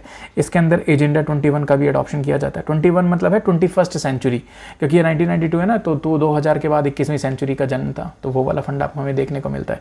Agenda 21 was signed by world leaders in 1992 at Rio de Janeiro की इस समिट के अंदर। और यहाँ पे बोलते हैं कि every local government should make their own agenda 21। This is the land distribution, this is very important for your prelims. एक फैक्चुअल स्टेटमेंट यहाँ से बहुत बढ़िया बन सकती है। अगर आप बिना इसे पढ़े तुक्का लगाओ तो बोलेंगे इंडिया में प्लेन, इंडिया में माउंटेन और इंडिया में प्लेटू। इनको असेंडिंग डिसेंडिंग में लगाओ कि कौन सबसे ज़्यादा है, कौन सबसे कम है। तो हम बोलेंगे सर प्लेन को फर्स्ट, फिर माउंटेन को, और प्लेटू में से अपन डेक्कन प्लेटू देखते हैं तो डेक्कन प्लेटू को सेकंड और माउंटेन को थर्ड रख देंगे। लेकिन कहानी इससे विपरीत है, ठीक है। यहाँ पे हम देखेंगे तो प्लेन है आपके फर्स्ट, ये बिल्कुल ठीक है। फिर सेकंड माउंटेन इज़ 30% और प्लेट्यू इज़ 27%, मतलब माउंटेन थर्ड की बजाय सेकंड है और प्लेट्यू इंडिया में कम है। ये बात ध्यान रखनी है, ठीक है। बस यही यहाँ पे लिखा हुआ है, ठीक है। प्लेन जो है वहाँ पे एग्रीकल्चर होता है, इंडस्ट्रीज़ होती हैं। Mountain, river, biodiversity, climate regulation, tourism होता है, शिमला विमला लोग घूमने जाते हैं। यहाँ पे मिनरल, प्लेटू में मिनरल, फॉसल फ्यूल और फॉरेस्ट देखने को मिल रहा है। Now next is the land use. Land use हम जब देखते हैं तो हम यहाँ पे geographical survey of India GIS जो करती है उसको हम नहीं देखते, हम ये देखते हैं जो लैंड रेवेन्यू डिपार्टमेंट होता है, मतलब जो SDM वाला डिपार्टमेंट होता है ना, SDM लैंड रेवेन्यू को हेड करता है, तहसीलदार साहब, तो वो जिस हिसाब से लैंड को कैटेगराइज करते हैं तो वो वाले कंसेप्ट को हमने यूज़ किया है लैंड यूज़ कैटेगराइजेशन के लिए। तो फॉरेस्ट का एरिया है जी, फॉरेस्ट का एरिया के अंदर हमें पता 33% क्वालिफाइंग एरिया चाहिए, लेकिन as per the national forest policy 1952 important for the prelims, ठीक है। नेक्स्ट अब हम इसमें देखेंगे कि फॉरेस्ट कवर होता क्या है। कई लोगों को लगता है पेड़ जहाँ पे हैं उसी को फॉरेस्ट बोल दिया, नहीं। अगर कहीं पे पेड़ नहीं भी हैं, झाड़ियाँ भी खड़ी हैं, लेकिन अगर सरकार ने बोल दिया कि भाई ये फॉरेस्ट है तो फॉरेस्ट है ना, सिंपल बात है। भाई ने बोला करने का तो करने का, दैट्स इट। सरकार ने बोल दिया ये फॉरेस्ट है, फॉरेस्ट है, चाहे वहाँ पे कुछ भी नहीं है, चाहे वहाँ पे मतलब पानी है, बोल दिया पानी को फॉरेस्ट है तो फॉरेस्ट है, बस बात खत्म यार। तो सरकार बोलती है वही काम होता है। अब फॉरेस्ट को हम 3 तरह से हमारी NCERT ने क्लासिफाई किया है, रिजर्व फॉरेस्ट, प्रोटेक्टेड फॉरेस्ट और अनक्लास्ड फॉरेस्ट। मतलब अनक्लास का यार मतलब ये तो थोड़ा बेइज्जती वाली बात है ना कि क्लासिकल फॉरेस्ट तो बढ़िया, अनक्लास माने इस फॉरेस्ट की कोई क्लास ही नहीं है, कोई बात नहीं। रिजर्व फॉरेस्ट क्या है? रिजर्व फॉरेस्ट भाई जिनको रिजर्व रखा गया है, they are the most valuable forest. और ये अगर हम बात करें 100 फॉरेस्ट है इंडिया में, तो more than 50% of the total forest, तो उससे ज़्यादा एरिया हम किस में रखते हैं? रिजर्व फॉरेस्ट के अंदर रखते हैं। Next is protected forest. Protected forest इसका 33% ऑफ एरिया है।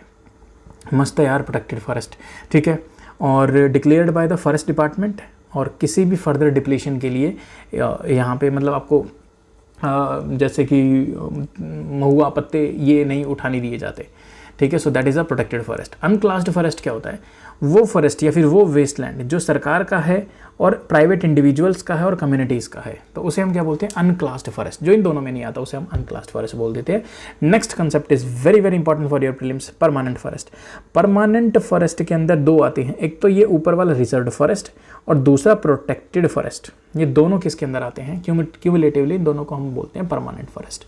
अब थोड़ा स्टेट, वैसे तो आपको इंडिया स्टेट फॉरेस्ट रिपोर्ट देखनी चाहिए, लेकिन फिर भी एनसीईआरटी के अंदर जो फैक्ट दिया हुआ है उसमें बोला गया है कि मध्य प्रदेश के अंदर लार्जेस्ट एरिया है परमानेंट फॉरेस्ट का, ठीक है। परमानेंट फॉरेस्ट का लार्जेस्ट एरिया है, और गुजरात के अंदर ये जो अनक्लास्ड फॉरेस्ट है इसका सबसे ज़्यादा एरिया है, and this is been managed by the local communities, ठीक है। फिर बहुत सारे दूसरे प्रकार यहाँ पे बताए हुए हैं अलग अलग टाइप से फॉरेस्ट के। कौन कौन से? अभी एक तो हमने देखा फॉरेस्ट, दूसरे तरह का लैंड का यूज़ होता है बैरन एंड वेस्ट लैंड। बैरन मतलब कि बंजर भूमि, ठीक है, which can not be brought under the cultivation, जिसे हम कल्टिवेशन में नहीं लेके आ सकते हैं, उसे हम क्या बोलेंगे? बैरन या फिर वेस्ट लैंड। जैसे कि हिल्स हो गए, डेजर्ट हो गई, रेवाइंस हो गए, इनको हम यूज़ में नहीं ला सकते, कुछ भी कर लें तब भी नहीं ला सकते। जो फिलहाल की टेक्नोलॉजी है उसके थ्रू हम उसे नहीं कर सकते हैं एग्रीकल्चरल लैंड में कन्वर्ट। फिर सेकंड क्या है? Land for the non agricultural use, जैसे कि इंफ्रास्ट्रक्चर, रोड वगैरह बने हुए हैं जहाँ पे लोग रहते हैं, इंडस्ट्री हैं, दुकानें हैं, तो ऐसे सेकेंडरी और टर्शरी सेक्टर जब जब एक्सपैंड करेगा तो ये नॉन एग्रीकल्चरल लैंड जो है वो एक्सपैंड करेगी। Then area under the permanent pasture and grazing land, जो पास्चर और ग्रेजिंग लैंड है जिसे हम पंचायती भूमि बोलते हैं, ज़्यादातर ओन की जाती है विलेज पंचायत के द्वारा या फिर गवर्नमेंट के द्वारा, और इसे हम क्या बोलते हैं? कॉमन प्रॉपर्टी रिसोर्स, कि ये जो संपत्ति है वो सभी की संपत्ति है, किसी एक बंदे की संपत्ति नहीं है। देन नेक्स्ट है area under the miscellaneous tree crops and groves. ये वो एरिया है जैसे कि ऑर्किड्स हो गए, मतलब बागान हो गए, बगीचे हो गए, फ्रूट ट्रीज लगे हुए हैं, ये ज़्यादातर मोस्टली प्राइवेटली ओन्ड है, ठीक है। और ये नेट जोन एरिया के अंदर हम इसे कैलकुलेट नहीं करते हैं, and that is very very very very important for the UPSC prelims perspective, क्योंकि एलिमिनेशन के अंदर हम इसे ही एलिमिनेट कर दें। क्यों नहीं करेंगे यार फ्रूट ट्रीज को, है ना, लेकिन नहीं करते हैं, ठीक है। Next is culturable wasteland. कायदे से वेस्टलैंड है, मतलब कि ये 5 साल से ज़्यादा समय तक ऐसे ही पड़ा हुआ है, लेफ्ट फेलो अनकल्टिवेटेड, इसमें ऊपर कल्टिवेशन नहीं किया, लेकिन इट इज़ कल्चरलेबल। कल्चरेबल मतलब कि भाई यहाँ पे फॉल्टी कल्चरल प्रैक्टिसेस की जा रही हैं। कल्चरल वो कल्चर वाली नहीं कि डांस गाना, नहीं, कल्चरेबल मतलब कि एग्रीकल्चर करने के लायक। तो यहाँ पे प्रैक्टिस बढ़िया नहीं कर रहे हैं, लेकिन अगर हम कुछ काम करें तो बढ़िया से काम करें तो उससे हम इसको एग्रीकल्चर के अंदर लेके आ सकते हैं। करंट फेलो जो 1 साल या उससे कम साल के लिए विदाउट कल्टीवेशन के रखी गई है, current fallow other than current fellow 1 से 5 के बीच का एरिया हम क्या बोलेंगे? That is fellow other than current fellow. Net zone area कौन सा होता है जी? नेट जोन एरिया होता है the physical extent of land on which crops are sown and harvested, उसे बोलते हैं नेट जोन एरिया। अब उसके बाद बताता हूँ gross cropped area. Gross cropped area क्या होता है अभी आपको बताता हूँ। मान लीजिए ये ज़मीन है, ठीक है, इसे बोल देते हैं 100 स्क्वायर फिट, ठीक है। अब अगर मैं आपको बोलूं कि हमें ये 1 साल के अंदर 3 बार इसकी बुआई होती है, 3 बार इसके ऊपर क्रॉप होती है, तो ग्रॉस क्रॉप्ड एरिया कितना है? क्रॉप कितने पे हुई है? 100 गज पे, मतलब 100 स्क्वायर फीट पे, फिर दोबारा उगाई तो फिर से 100 पे, फिर तीसरी बार उगाई तो फिर से, मतलब जो ग्रॉस क्रॉप्ड एरिया है वो कितना है? 300। जबकि नेट एरिया सोन, कौन सा एरिया सोन किया गया है? सिर्फ 100 गज का ही तो किया गया, दैट इज आपका, अब 100 और 300 के बीच में फ़र्क समझ आ गया। This is the net sown area and the gross cropped area. India के अंदर जो टोटल हमारा जो जोग्राफिकल एरिया है वो इतना है, एंड 93% एरिया, अभी मैं आपको बताता हूँ, इंडिया के इस एरिया का सिर्फ 93% डेटा ही हमारे पास अवेलेबल है। क्यों? क्योंकि बाकी एरिया को हमने रिपोर्ट नहीं किया है। कौन से एरिया को रिपोर्ट नहीं किया है? पूरा नॉर्थ ईस्ट हमारे रिपोर्ट में नहीं है, सिर्फ आसाम हमने पूरा फुल्ली रिपोर्ट में ले रखा है, बाकी फुल्ली एरिया, बाकी पूरा नॉर्थ ईस्ट हमारे रिपोर्ट में नहीं है। कहीं कुछ एरिया है, कुछ एरिया नहीं है, मतलब नॉट कम्प्लीटली। पीओके हमारे अंडर नहीं है, चाइना ऑक्यूपाइड सक्सेगम वैली हमारे कंट्रोल में नहीं है, अक्साई चिन हमारे कंट्रोल में नहीं है। तो वो जो एरिया है, लेकिन कैलकुलेट हम उसे स्टिल करते हैं, लेकिन हम रिपोर्ट नहीं कर सकते हैं उसको, ठीक है। देन इसके बाद आता है आपका land use changes in India. India के अंदर लैंड का इस्तेमाल कैसे कैसे बदलता है, जैसे जैसे पॉपुलेशन बढ़ेगी, लोगों की पैसे बढ़ेंगे, टेक्नोलॉजी बढ़ेगी, उससे काम होता है। सेकेंडरी एक्टिविटी कैसे बढ़ रही है, टर्शियरी एक्टिविटी कैसे बढ़ रही है। और अब हम देखेंगे इस मैप को, इसके थ्रू आई थिंक एक यूपीएससी में क्वेश्चन पूछा गया था और बड़ा खतरनाक वाला कॉम्बिनेशन था वो, but the people who have done the NCERT thoroughly, उनके लिए बेनिफिट था। और मतलब लोगों को ये अलग अलग जगह से रिसर्च पर्पस के थ्रू देख रहे थे, बट ये एनसीईआरटी में दे रखा था, तो दैट्स, और उन्होंने यही डेटा को कंपेयर करवाया था लिटरली। और लोग बोल रहे थे शायद ये पता नहीं कब का था, रिसेंट का था, पिछले 3-4 साल का। तो बोल रहे थे अरे 10-10 साल पुराना, रिसेंट का करंट कहाँ से क्या है, मतलब 4 गालियाँ और देते थे। एनीवे छोड़ते हैं इसको, कंडीशंस को देखते हैं। यहाँ पे फॉरेस्ट का एरिया, ठीक है, इंडिया में फॉरेस्ट का एरिया इंक्रीज हुआ है क्योंकि रिपोर्टिंग इंक्रीज हुई है। और हम कितना चाहते हैं जी, 33% चाहते हैं। फिर area under non agricultural use, अर्थात नॉन एग्रीकल्चर के अंदर जो इस्तेमाल होता है, क्या वो इंक्रीज़ हो रहा है? हाँ हो रहा है, बिल्कुल इस्तेमाल हो रहा है सेकेंडरी सेक्टर, टर्शरी सेक्टर के लिए। बैरन एंड अनकल्चरेबल वेस्ट लैंड, क्या ये कम हुआ है? बिल्कुल सही, ये कम हुआ है। क्यों हुआ है ये डिक्लाइन हुआ है? क्योंकि भाई जो एग्रीकल्चर और नॉन एग्रीकल्चरल सेक्टर हैं, वो जैसे कि इंडस्ट्री किसी ने लगाई तो उसने यहाँ पे लगा दिया, सोलर पैनल का पार्क लगा दिया तो किसी ने यहाँ पे लगा दिया, तो धीरे धीरे ये बैरन और अनकल्चर। दूसरी तरफ मान लीजिए ये एरिया था, ये पहले बुआई नहीं होती थी, अब एग्रीकल्चर करनी है लोगों को तो उसके लिए बुआई करना शुरू कर दिया। सो ये एरिया इस वजह से भी कम हो गया बहुत तगड़े तरीके से, है ना। फिर आप देखिएगा ये permanent pasture and grazing land, ये भी थोड़ा सा इंक्रीज़ हुआ है, permanent pasture and grazing land. फिर ये ट्री क्रॉप्स और ग्रूव्स जो कि ऑर्कार्ड्स वगैरह के अंदर आता है, that is been declined very significantly, ठीक है। वाई? क्योंकि एग्रीकल्चरल लैंड का ज़्यादा प्रेशर पड़ गया है। देन कल्चरेबल वेस्ट लैंड, जो कल्चरेबल वेस्ट लैंड है ये भी आपको डिक्लाइन देखने को मिलेगा over the period of time, ठीक है। क्यों? क्योंकि वही रोड रेल इंडस्ट्री है ना, जहाँ पे भी लैंड डिक्लाइन हो रहा है, रीज़न क्या है? रोड रेल इंडस्ट्री और बाकी हैबिटेशन, ये सारा फंडा। करंट फेलो ये तो है करंट फेलो इंक्रीज हुआ है। वाई? ये इंटरेस्टिंग चीज़ है, this can not be explained. क्यों? क्योंकि हमारी एनसीईआरटी ने लिखा है this can not be explained, ठीक, क्या ही बताएं यार। आगे fallow other than current fallow other than current fallow that has been declined. क्यों कि डिक्लाइन हुआ है भाई जो fallow other than current fallow? क्योंकि धीरे धीरे जो एग्रीकल्चरल ज़मीन है उसकी क्वालिटी पुअर होती हुई जा रही है, ठीक है। तो लेकिन फिर भी लोग क्या करते हैं, ज़्यादा फर्टिलाइज़र फेंकते हैं और एग्रीकल्चर करने की कोशिश करते हैं उस पर। सो डिक्लाइन हुआ है, लेकिन मेरे हिसाब से आगे चल के प्रॉब्लमेटिक वाली कंडीशंस है, ठीक है। देन आगे है net area sown. Net area sown has been increased. निकालते कैसे हैं नेट एरिया सोन को?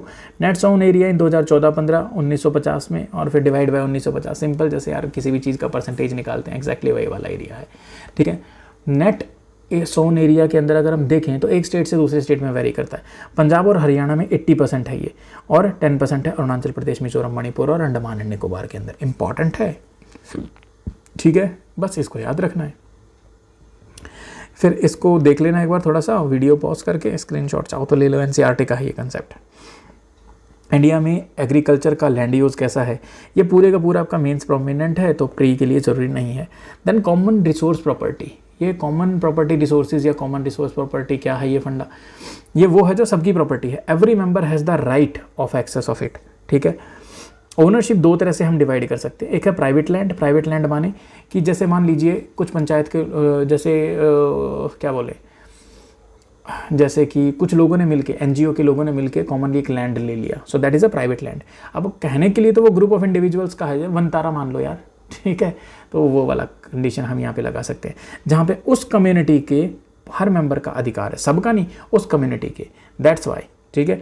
और अगर बात करें कि जैसे पंचायती भूमि होती है तो वो वाली भी आपकी कॉमन प्रॉपर्टी रिसोर्स के अंदर आ जाती है, जैसे कम्युनिटी फॉरेस्ट, पास्चर, विलेज की लोकल बॉडी, दूसरी पब्लिक प्लेसेस। लैंड का डिग्रेडेशन क्यों हो रहा है? पूरा मेंस का प्रोपोर्शन है, कॉन्सिक्वेंसेस क्या है, सॉल्यूशंस क्या है, ऑल मेंस प्रोपोर्शन। अब हम देखेंगे सॉइल के बारे में। Soil is very important concept, ठीक है। सॉइल के बारे में देखिए, सॉइल जो है एक रिन्यूएबल रिसोर्स है। सॉइल बहुत चीज़ों से के ऊपर डिपेंड होता है, ठीक है। पहली बात तो आपको ये याद रखनी है, सॉइल को हम निर्जीव घोषित नहीं करते, इसे हम लिविंग सिस्टम घोषित करते हैं। जितना ज़्यादा समय होगा उतना ज़्यादा सॉइल को बनने का टाइम मिलेगा, ठीक है। और a few centimetre of soil बनने के अंदर मिलियन ऑफ ईयर्स लग जाते हैं। तो सॉइल का इरोजन एक बहुत ही डेंजरस फिनोमेना है, हमें उसे बहुत ध्यान से देखना पड़ेगा, उसे रोकने की पूरी कोशिश करनी चाहिए। टाइम बताता है कि कितनी मैच्योरिटी है सॉइल की, कितनी फर्टिलिटी है सॉइल की। रॉक भी बताते हैं, पेरेंट रॉक कैसी है, जैसा पेरेंट, वो बोलते हैं ना जैसा पेड़ होगा वैसा ही फल होगा, तो पेरेंट रॉक जैसा है उसी के जैसे ही सॉइल के मिनरल होगा, टेक्सचर होगा, स्ट्रक्चर होगा, पीएच होगा, पोरोसिटी होगी। क्लाइमेट के ऊपर भी डिपेंड करती है कि सॉइल कैसी होगी। टेम्परेचर डिपेंड करता है, रेनफॉल के ऊपर डिपेंड करता है कि सॉइल कैसी होगी। ड्राई रीजन में विंड, वेट रीजन में पानी, कोल्ड रीजन में ग्लेशियर या आइस, वो डिसाइड करते हैं कि सॉइल कैसी होगी। देन रिलीफ मतलब कि अगर मान लो ये देखिए स्टीप ग्रेडियंट है, स्टीप ग्रेडियंट है का मतलब कि अगर ऐसी कोई रिलीफ है तो यहाँ पे सॉइल बहुत थिन मिलेगी। क्यों? सॉइल बनी, इरोजन करके सॉइल बनी, वो बह के नीचे आ गई या फिर किसी भी तरह ट्रांसपोर्ट होकर नीचे आ गई। लेकिन अगर मान लो ये ग्रेडियंट है तो यहाँ पे सॉइल की मोटाई होने के ज़्यादा चांसेस आपको देखने को मिलेंगे, ठीक है। तो प्लेन ग्रेडियंट के ऊपर थिक और वेल डेवलप्ड सॉइल देखने को मिलेगी। बायोटा, लिविंग ऑर्गेनिजम्स, जैसे माइक्रो ऑर्गेनिजम्स हैं, जैसे अर्थवॉर्म्स हैं, वो भी डिसाइड करते हैं सॉइल कैसी होगी। जड़ें पेड़ पौधों की, वो भी एक एजेंट ऑफ वेदरिंग के तौर पे काम करती हैं। ह्यूमस कंटेंट, वो न्यूट्रिएंट प्रोवाइड करता है सॉइल को, तो जहाँ जितना ह्यूमस होगा वहाँ उस सॉइल में उतना न्यूट्रिएंट होगा, जहाँ नहीं होगा वहाँ नहीं होगा, सिंपल बात, ठीक है। तो ये सारी चीज़ें मिलके डिसाइड करती हैं आपके सॉइल की क्वालिटी को, ठीक है। अब हम सॉइल की अंदर ट्रांसपोर्टेशन देखेंगे। दो तरह का सॉइल में ट्रांसपोर्टेशन होता है पानी का, कैपिलरी एक्शन और लीचिंग एक्शन। कैपिलरी एक्शन कैसे काम करता है? कैपिलरी एक्शन का मतलब होता है अपवर्ड मूवमेंट ऑफ मिनरल्स, मतलब ये उस रीजन में होता है जहाँ पे इवापोरेशन ज़्यादा होगी और प्रेसिपिटेशन मतलब बारिश कम होगी या पानी का नीचे आना कम होगा, ऊपर जाना ज़्यादा होगा, ठीक है। अब देखिए ग्राउंड वाटर के अंदर, जैसे आपने कभी कभी देखा है जब आप टिश्यू पेपर को पानी के अंदर डिप करते हैं तो पानी ऑटोमेटिकली टिश्यू पेपर के ऊपर चढ़ना शुरू हो जाता है। So that is your capillary action. वो क्या होता है जी? आपका कैपिलरी एक्शन होता है। सेम इसी तरह से जैसे मान लीजिए सन है, सन जो है वो सॉल्ट, ये आपका पृथ्वी है, पृथ्वी के ऊपर से बहुत ट्रांसपिरेशन हो रहा है, मतलब कि सारा इवापोरेशन होकर ऊपर जा रहा है, तो यहाँ पे अब वैक्यूम सा बच जाएगा। इस वैक्यूम को भरने के लिए नीचे से आएंगे सारे के सारे न्यूट्रिएंट और पानी, वो जब ऊपर आएंगे तो पानी तो इवापोरेट हो जाएगा और बचे हुए सॉल्ट ऊपर रह जाएंगे और उससे बनेगी ऊसरा कलर या फिर रेह सॉइल। यहाँ पे कैल्शियम और सोडियम के साल्ट हमें देखने को मिलते हैं, ठीक है। So this is the capillary action. Then next is leaching. Leaching वहाँ होगी जहाँ प्रेसिपिटेशन ज़्यादा होगा, मतलब ऊपर से आने वाला पानी ज़्यादा होगा और इवापोरेशन वाला पानी थोड़ा कम होगा। तो इसको एक लाइन से दिखा देते हैं, ऊपर से आने वाला 2 लाइन 3 लाइन से, ठीक है। अब ये 2 जगह पे आपको देखने को मिल सकता है। एक तो ऐसा एरिया जहाँ पे पानी तो ज़्यादा है, ह्यूमिडिटी है लेकिन गर्मी भी ज़्यादा है। दूसरा ह्यूमिडिटी है लेकिन ठंड ज़्यादा है। जहाँ पे हॉट ह्यूमिड है वहाँ लेटोसोल बनेगा, जहाँ पे कोल्ड ह्यूमिड है वहाँ पे पोटजोल मिलेगा। अब ये लेटोसोल और पोटजोल बनते कैसे हैं?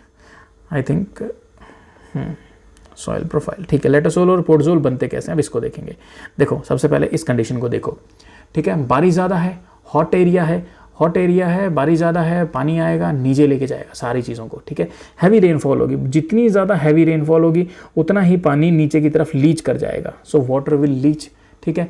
अब यहाँ पे कहानी क्या देखने को मिलेगी कि जो सिलिका है, सिलिका तो नीचे आ जाएगा और आयरन और एल्यूमिनियम बच जाएंगे ऊपर की तरफ में। क्या बच जाएंगे? आयरन और एल्यूमिनियम ऊपर की तरफ में बच जाएंगे, ठीक है। और आयरन और एल्यूमिनियम, आयरन किस कलर का होता है? जब ऑक्सीडाइज हो जाएगा तो आयरन का कलर कैसा होगा? लाल लाल सा हो जाएगा। सो लेटराइटिक सॉइल, तो ये बन जाएगी आपकी लेटराइटिक सॉइल, ठीक है।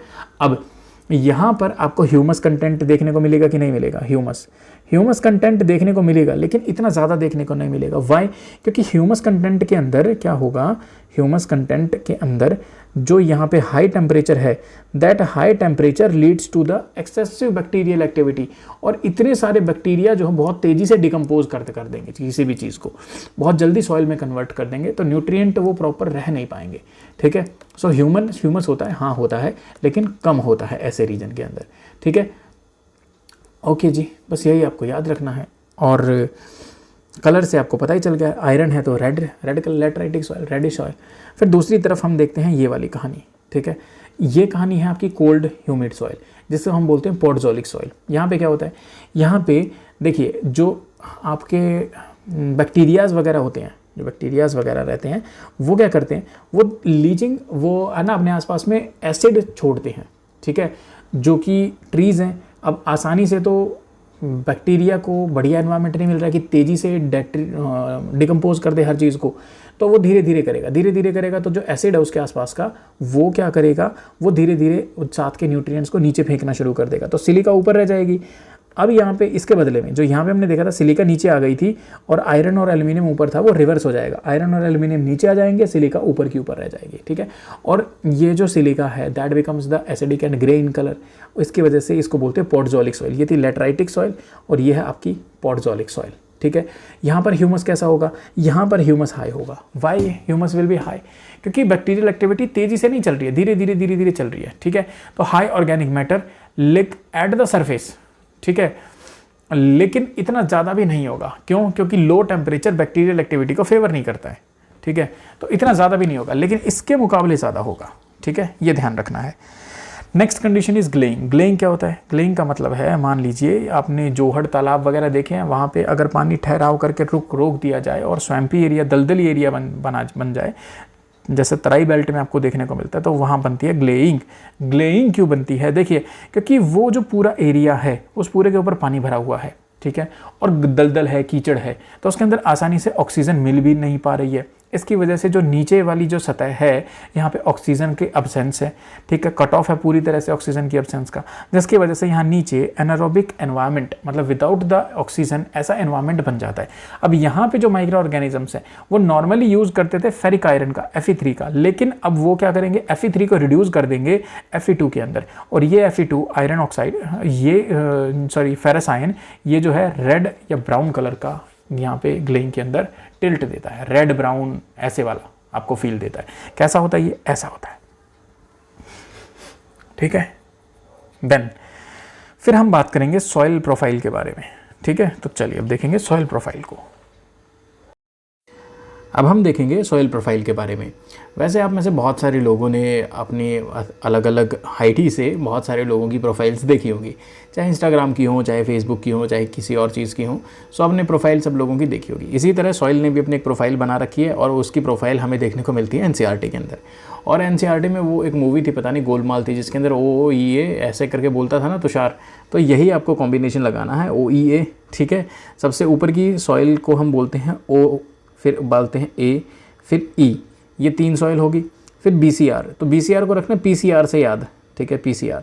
तो वो सिर्फ OEA बोल के वहाँ वहाँ ही बोलता था, तो वहाँ वहाँ मतलब just do the PCR work. तो बस ऐसे ही, मतलब बेतुकी सी बात है ये याद करने की, और कुछ नहीं है यहाँ पे। सो O का मतलब है ऑर्गेनिक लेयर। यहाँ पे ऑर्गेनिक लेयर होती है पूरी की पूरी O होराइजन के ऊपर। यहाँ पे आपको ऑर्गेनिक डस्ट देखने को मिलेंगी, लीव्स देखने को मिलेंगी, और जो लीव्स सड़ जाती है उनको बोलते हैं लिटर, या फिर मतलब जो दूसरे ऑर्गेनिजम्स हैं उनका कूड़ा कचरा, दैट इज़ द लिटर। तो वो आपको वो सब यहाँ देखने को मिलेंगी।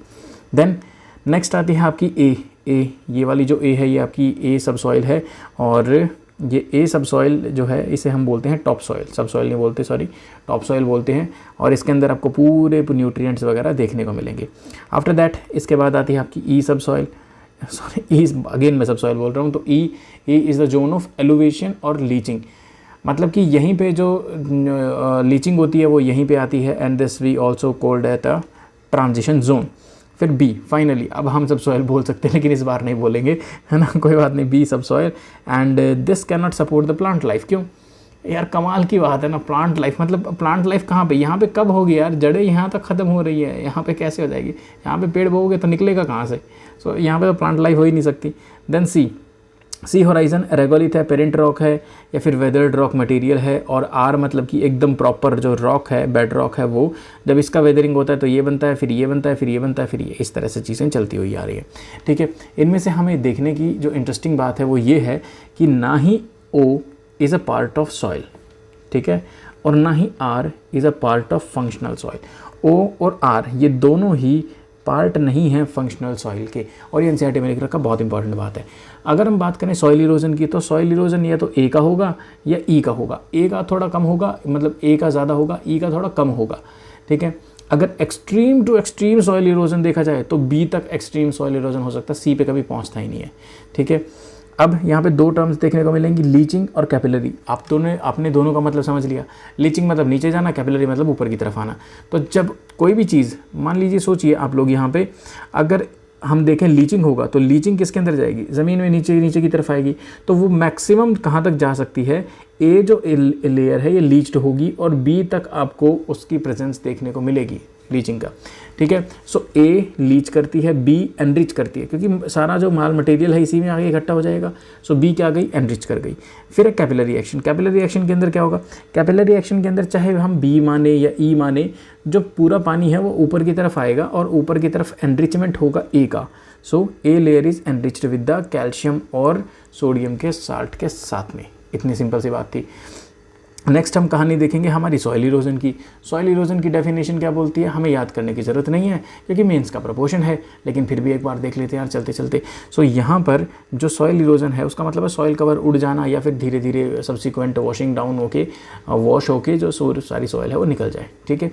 नेचुरल बैलेंस क्या होता है, नेचुरल बैलेंस होता है कि सॉइल का फॉर्मेशन और इरोजन ज़्यादातर वो बैलेंस्ड रहता है, पर ह्यूमन ऐसा है भाई किसी की नहीं सुनता और सब कुछ बिगाड़ने में लगा रहता है।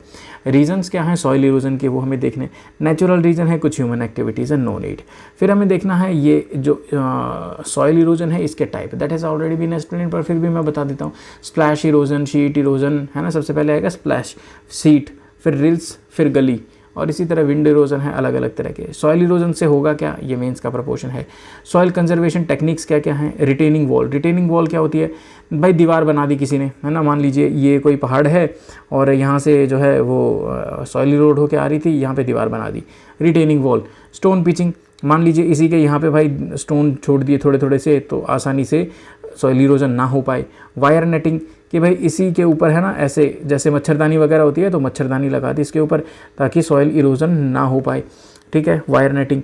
देन कोस्ट, ये आपको कोस्ट पे इस तरह के स्ट्रक्चर्स देखने को मिलते हैं। वो मूवी देखी होगी ना आपने, मुन्ना भाई MBBS, उसके अंदर भी वो संजय दत्त वहाँ जाके रोता है। या फिर अगर हम सोचें तो वांटेड में भी सलमान खान मतलब इन्हीं के ऊपर जानवी से मिलता है। सो वही कहानी है यार, इसे हम क्या बोलेंगे, ट्राइपॉड या फिर टेट्रापॉड। फिर ग्रोइन या फिर इसे ग्रोइन बोलते हैं। ये जो आपको स्ट्रक्चर्स दिखाई दे रहे हैं ना बाहर की तरफ निकाले हुए, इन्हें बोलते हैं हम ग्रोइन। मल्टीपर्पज़ डैम्स बनाने हो गए, एफॉरेस्टेशन हो गया, मार्जिनल लैंड के ऊपर कल्टीवेशन करवाना, एग्रीकल्चर और फॉरेस्ट्री, फॉरेस्ट्री माने जंगल के जो हैं जैसे इनके पेड़ों के बीच में अपन ने एग्रीकल्चर कर लिया, that is agro forestry. Terrace farming, कि भाई जो ये हिल थी पूरी की पूरी इसके ऊपर इस तरह से खेत बना दिया, सीढ़ीनुमा खेत, तो उसे बोलेंगे टेरेस फार्मिंग। कॉन्टोर प्लोइंग किसको बोलेंगे, देखो लोगों को ना पता नहीं ये ज्योग्राफी के टीचर्स कैसे पता के पढ़ के चले जाते हैं और ये हमेशा से दिक्कत देते हैं। कॉन्टोर प्लोइंग क्या होता है, कॉन्टोर प्लोइंग होता है मान लीजिए कि ये जो है ना हिल है, इस हिल के अगेंस्ट में, इस हिल के अगेंस्ट में, ठीक है, ये उन्होंने कर दिया। कई बार इसे अलोंग द स्लोप्स बोल देते हैं कि स्लोप के अलोंग, लेकिन जो कॉन्टोर है उसके अगेंस्ट में, क्यों, ताकि पानी यहाँ से आए, यहाँ पे थोड़ा रुक के चले, यहाँ पे थोड़ा रुक के चले, यहाँ पे थोड़ा रुक के चले, तो सॉइल इरोजन ज़्यादा ना कर पाए। देन बेसिन लिस्टिंग, हे भगवान इससे आसान कुछ है ही नहीं। बेसिन पता है किसको बोलते हैं यार, क्यारी सुनी होगी ना अपनी लोकल भाषा के अंदर, क्यारी जैसे एक खेत होता है, एक खेत के अंदर थोड़े थोड़े ऐसे हिस्से बना देते हैं, दैट इज़ बेसिन लिस्टिंग, इसको बेसिन लिस्टिंग बोलते हैं। पता नहीं क्या क्या चीज़ें पढ़ने वो मिल रही हैं यार, बच्चों वाली चीज़ें। यानी bio fertiliser, organic farming, crop rotation, shelter belt, transverse farming, strip cropping. Strip cropping क्या होता है, देखो यार ये होती है स्ट्रिप क्रॉपिंग। स्ट्रिप क्रॉपिंग के अंदर देखो यहाँ पे आपको दिखाई दे रहे हैं, तो मान लीजिए यहाँ पर वो क्रॉप होती है जो कि सॉइल इरोजन से रेजिस्टेंट होती है, ठीक है, और जो बीच में दिखाई दे रहा है बीच में वो होती है जो सॉइल इरोजन प्रोन होती है। और मतलब कि यहाँ पे दोनों ही कॉम्बिनेशन आपको देखने को मिल जाएंगे, ठीक है। तो सॉइल इरोजन रेजिस्टेंस जैसे क्रॉप्स लेग्यूम्स हो गई, क्लोवर हो गए, वो देखने को मिल गई। और इरोजन परमिटिंग क्रॉप्स कौन सी होती है, जैसे कॉर्न हो गया, कॉटन हो गया, तो वो ठीक। Then relay farming, relay farming क्या होता है कि आपने एक फसल की खेती करी, तुरंत उसके बाद मतलब यहाँ से काटा, यहाँ पे दूसरी खेती कर दी, यहाँ से काटा, यहाँ पे खेती कर दी, यहाँ से काटा, यहाँ पे कर दी, यहाँ से काटा, यहाँ पे, मतलब एक के बाद दूसरा, दूसरे के बाद तीसरा, तो that is a relay farming. Soil mulching, soil mulching का मतलब होता है जो ट्री की लीव्स वगैरह हैं, जो भी भूसा वगैरह है उसको उठा के और गीली मिट्टी के अंदर मिक्स करके और फिर पेड़ पौधे लगा दिए उसमें। अब इससे क्या होगा, ये भूसा वगैरह है ना, ये एक इंसुलेटर का काम करता है, पानी को इजीली इवापोरेट नहीं होने देता और ज़मीन में मॉइस्चर की अवेलेबिलिटी बनाए रखता है, तो इसे बोलते हैं जी, ठीक है। Next is concept of soil salinity. ये कंसेप्ट ऑफ सॉइल सैलिनिटी पूरे का पूरा आपका जो है मेंस का पार्ट है, प्री का पार्ट है ही नहीं। सॉइल सैलिनिटी कैसे होगी, एरिड रीजन हो गया, कैपिलरी एक्शन होगा, बैड ड्रेनेज होगा, है ना, और उसके अलावा फॉल्टी एग्रीकल्चरल प्रैक्टिसेस, रिवर पानी का सीपेज। रिवर वाटर सीपेज क्या होता है, मान लीजिए ये ऐसे नदी बह रही है, ठीक है, और ये इसका जो है बैंक है ना, ऐसे होता है ना, और इधर मान लीजिए किसी का खेत है, तो कई बार रिवर यहाँ से सीपेज करती रहती है, और यहाँ पे क्या होगा, रिवर ने सीपेज किया और यहाँ पे ये इवापोरेट हो गया, तो यहाँ पे क्या बना दिया उसने, वही कैल्शियम और सोडियम के सॉल्ट, ठीक है। तो उससे भी सॉइल सैलिनिटी हो सकती है। सी वाटर आ गया, उससे भी सॉइल सैलिनिटी बढ़ सकती है। हम काम क्या कर सकते हैं, देखो काम करने के लिए तो दुनिया भर की चीज़ें हैं, ये तो अपन बेसिक कर सकते हैं। जिप्सम और सोडियम पाइराइट, उनका इस्तेमाल करके हम सॉइल सैलिनिटी को कम कर सकते हैं। दैट्स इट, इंजॉय करो। अब इसके अलावा एक और जो हमारे प्री के पर्सपेक्टिव से इंपॉर्टेंट है, वो है ड्राईलैंड फार्मिंग या फिर ग्रास फार्मिंग, जिसमें हम मिलेट या फिर फॉडर उगा सकते हैं और सॉइल सैलिनिटी से बच सकते हैं। ड्राईलैंड फार्मिंग में मिलेट का इस्तेमाल या फिर फॉडर क्रॉप्स का इस्तेमाल, ठीक है। Next is desertification. डेजर्टिफिकेशन का मतलब क्या होता है, डेजर्टिफिकेशन का मतलब होता है भाई मरुस्थली जो ज़मीन है उसका फैलना। तो हमें क्या करना है, इसका प्रिवेंशन करना है। रिटेनिंग वॉल लगा के, ये क्या है, ये रिटेनिंग वॉल है, बस इसी को बोलते हैं यहाँ रिटेनिंग वॉल, सिंपल। फिर आगे की ये कहानी आपको पता है, घास लगाओ, पेड़ लगाओ और अलग अलग तरह की चीज़ें। अब इंडिया के अंदर हम सॉइल क्या क्लासिफिकेशन देखेंगे, इंपॉर्टेंट है, एक क्वेश्चन इसमें से हमेशा बनता ही बनता है, ठीक है। पहले आप लोग इस इमेज को आराम से देखिए। इस इमेज के अंदर आपको सबसे ज़्यादा जो प्रेजेंस है वो कौन सी सॉइल की देखने को मिल रही है, तो देखियो यहाँ पे ये आपकी क्या से देखने को मिलेगी, फॉरेस्ट एंड माउंटेनियस सॉइल, ठीक है। फिर आप यहाँ पे ये वाली सॉइल देखोगे, ये रहा। अगर सिर्फ इतना देखो तो अलग जाता है, लेकिन अब जैसे ही आप इसको ध्यान देना शुरू करोगे, ये रहा तो, और फिर यहाँ ब्रह्मपुत्रा के प्लेन्स हैं, ये यहाँ पे ये now what you will find out कि भाई एलुविलियल जो हैं वो सबसे ज़्यादा आपको मिट्टी धरती भारत में देखने को मिलेगी, दैट इज़ 45%, ठीक है। फिर इसके अलावा ये भी बहुत तगड़ी है यार, रेड एंड येलो सॉइल है ना, ब्लैक सॉइल इस रीजन के अंदर मिलती है। लेटराइट सॉइल आपको यहाँ पे देखने को मिलेगी, यहाँ पे देखने को मिलेगी, थोड़ी बहुत आपको यहाँ पे देखने को मिलेगी लेटराइट सॉइल। नॉर्थ ईस्ट में भी arid region, this is the arid region. इतनी सिंपल सी बेसिक सी बात थी, वीडियो को पॉज करके आराम से देख लेना, ठीक है। अब अपनी मेन कहानी की तरफ चलते हैं। एलुवियल सॉइल ये रही भाई, यहाँ पे आपकी एलुवियल सॉइल मिलेगी। अच्छा, अब एलुवियल सॉइल के अंदर सारे कॉम्बिनेशन को लगाकर देखो, इसका डिस्ट्रीब्यूशन कहाँ पे देखने को मिल रहा है। नॉर्थ के जो प्लेन्स हैं आपको यहाँ पे इसका डिस्ट्रीब्यूशन देखने को मिल रहा है। ऑफकोर्स क्या ये राजस्थान के अंदर देखने को मिल रही है, यस सर। क्या ये गुजरात में देखने को मिल रही है, यस सर। राजस्थान के अंदर हो गया, गुजरात के अंदर हो गया, यूपी का हो गया। इसके अलावा ये जो कोस्टल डेल्टाज हैं, ईस्टर्न कोस्टल डेल्टाज, यहाँ पे भी आपको देखने को मिल रही है ना, ईस्टर्न कोस्टल डेल्टा के अंदर भी आपको यहाँ पे सारा के सारे में देखने को मिल रही है। महानदी, गोदावरी, कृष्णा, कावेरी, यहाँ सब पे, इंडस, गंगा, ब्रह्मपुत्रा रिवर, यहाँ पे ब्रह्मपुत्रा रिवर के प्लेन्स हैं, यहाँ पर भी आपको देखने को मिलेंगे, है ना। क्या बढ़िया बात है। अब ये तो हो गई रीजन की बात, अब बात करेंगे इसके कैरेक्टरिस्टिक्स क्या हैं, यहाँ पे किस किस तरह के फीचर्स आपको देखने को मिलेंगे। यहाँ पे आपको सैंड देखने को मिलेगा, सिल्ट देखने को मिलेगी और क्ले, इन तीनों का कॉम्बिनेशन आपको देखने को मिलेगा। इसके अलावा और आप चीज़ सोच के देखिए, भाबर, तराई, बांगर है ना, वो आपने सारा सुना होगा पहले की तरह, ठीक है। तो यहाँ पर हमें कोर्सर मटेरियल देखने को मिलेगा अपर रेंचेस की तरफ में, यहाँ पर आपको थोड़ा कोर्सर मटेरियल देखने को मिलेगा। फिर जैसे जैसे नीचे की तरफ आएंगे तो आपको बांगर और खादर देखने को मिलेगा। बांगर क्या बोलते हैं sir, bangar is old alluvial plains, है ना, यहाँ पे होगा आगे कहीं। बांगर एक ओल्ड एलुविलियल प्लेन है, यहाँ कंकर या लाइम नोड्यूल्स, आपको कंकर के पत्थर आपको ज़्यादा देखने को मिलेंगे। खादर नया है, यहाँ पे फाइनर पार्टिकल और थोड़ी फर्टाइल आपको ज़मीन देखने को मिलेगी। इंपॉर्टेंट बात क्या है, इंपॉर्टेंट दो चीज़ें हैं भाई। सबसे पहले है पोटाश और लाइम, इसके अंदर ये रिच होती है, ठीक है, किसमें, पोटाश और लाइम। अब देखो, या तो आप रिच को याद कर लो या आप लैक को याद कर लो। रिच को याद करो, बाकी सब लैक के अंदर लगा दो कि फॉस्फोरस हो गया, नाइट्रोजन हो गया, ह्यूमस हो गया, ये कम देखने को मिलता है। इंपॉर्टेंट पेपर किसके बेस पे बनता है, ह्यूमस के ऊपर बनता है। अब देखो, आपको एक मस्त बात बताता हूँ, आपने खाद का सुना होगा, NPK अपन डालते हैं।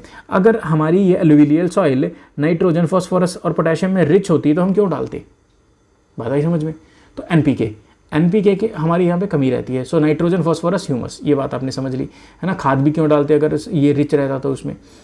It is very ideal for sugarcane, paddy, wheat, cereal, pulses. आपके आसपास जो उग रहा है उसी को देख के बता दो, यूपी वाले लोग और आसपास वाले, ठीक है। अब अगर मान लो अल्कलाइन हो जाती है ऐसी सॉइल तो हम जिप्सम का इस्तेमाल कर सकते हैं, हमने पहले भी पढ़ा था। चैलेंजेस क्या हैं भाई, फ्लड के लिए प्रोन एरिया है, सॉइल का इरोजन होता है, एरिया में बहुत सारे लोग रहते हैं तो इंटेंसिव फार्मिंग भी होती रहती है। Then next is the black soil, ठीक है। इसके बाद रेड एंड येलो सॉइल भी है। पहले रेड एंड येलो सॉइल को देख लेते हैं, बाद में ब्लैक सॉइल को देख लेंगे, है ना। तो पहले रेड एंड येलो सॉइल को देख लेते हैं। रेड एंड येलो सॉइल आपको कहाँ देखने को मिलेगी, देखिए ये पूरा जो है, this is the red and yellow soil. अब इंटरेस्टिंग बात क्या है रेड एंड येलो सॉइल की, रेड एंड येलो सॉइल जो है वो कहाँ कहाँ पे देखने में आ रही है। सबसे पहले तो मेरे को ये देख के बताओ, ये तो एक तो अपना पूरा का पूरा ईस्टर्न बाउंड्री के ऊपर देखने को मिल रही है, सदर्न डेक्कन के अंदर देखने को मिल रही है, पूरी ईस्टर्न बाउंड्री देखने को मिल रही है, सदर्न डेक्कन में देखने को मिल रही है। इसके अलावा स्टेट के बारे में बात करें, क्या उड़ीसा के अंदर है? बिल्कुल है जी। क्या ये उड़ीसा के अंदर है? यस, उड़ीसा के अंदर है। क्या ये छत्तीसगढ़ के अंदर है? Yes sir, it is also into the Chhattisgarh. क्या ये गंगा प्लेन्स के अंदर आता है? बिल्कुल सर, इधर ये मिडल गंगा प्लेन यहाँ पर भी आपको देखने को मिलेगा। क्या वेस्टर्न घाट के यहाँ देखने को मिल रहा है? बिल्कुल, वेस्टर्न घाट के फुट हिल्स के अंदर, इसको बोलते हैं वेस्टर्न घाट पिडपॉइंट, वेस्टर्न घाट पिडपॉइंट, ठीक है, यहाँ पर भी आपको देखने को मिलेगा, है ना। नॉर्थ ईस्ट में कहीं देखने को मिल रही है? बिल्कुल सर, नॉर्थ ईस्ट के अंदर भी आपको रेड एंड येलो सॉइल देखने को मिल रही है। ये रेड एंड येलो रंग कैसे बदलती है? रंग ऐसे बदलती है जैसे गिरगिट रंग बदलता है, नहीं ऐसे नहीं बदलती भाई। एक्चुअल में इट इज़ रेडिश। कब होती है ये? पहले तो देखेंगे बनती किससे? बनती है इग्नेशियस रॉक से, जहाँ पे लो रेनफॉल की कंडीशंस रहती है। अब दिमाग तो इस बोलेगा कि यार नॉर्थ ईस्ट के अंदर तो तगड़ी रेनफॉल रहती है, तो यहाँ पे ना दो कॉम्बिनेशन आपको देखने को मिलेंगे, एक तो लाल कलर, दूसरा येलो। लाल कलर कब बनता है? जब लोहे पे जंग लग जाता है तो आयरन का डिफ्यूजन हो जाता है इन क्रिस्टलाइन एंड मेटामॉर्फिक रॉक्स। और येलो कब होता है? जब उसमें जंग नहीं लगता, जब उसमें पानी आ जाता है तो येलो हो जाता है। So that is when it hydrated it appears yellow. यहाँ पे क्या सेम फंडा भाई, पोटैश और आयरन यहाँ पे आपको बहुत ज़्यादा देखने को मिलेगा। क्यों देखने को मिलेगा आयरन? क्योंकि आयरन का डिफ्यूजन होता है, दैट इज सो सिंपल, है ना। पोटैश और आयरन आपको यहाँ देखने को मिलेगा। क्या चीज़ की नहीं कमी मिलेगी, मतलब कमी देखने को मिलेगी? फॉस्फोरस, नाइट्रोजन, ह्यूमस और लाइम, इनकी कमी देखने को मिलेगी।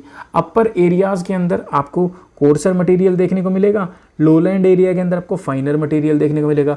कोर्सर मटेरियल आंख बंद करके सोचो यार, फर्टाइल होगा, less fertile, poor fertile, फाइनर material more fertile. ये जो रीजन है ये बेस्ट है ड्रेन्ड सॉइल, तो यहाँ पे आपको मैक्सिमम क्रॉप डाइवर्सिटी देखने को मिलेगी।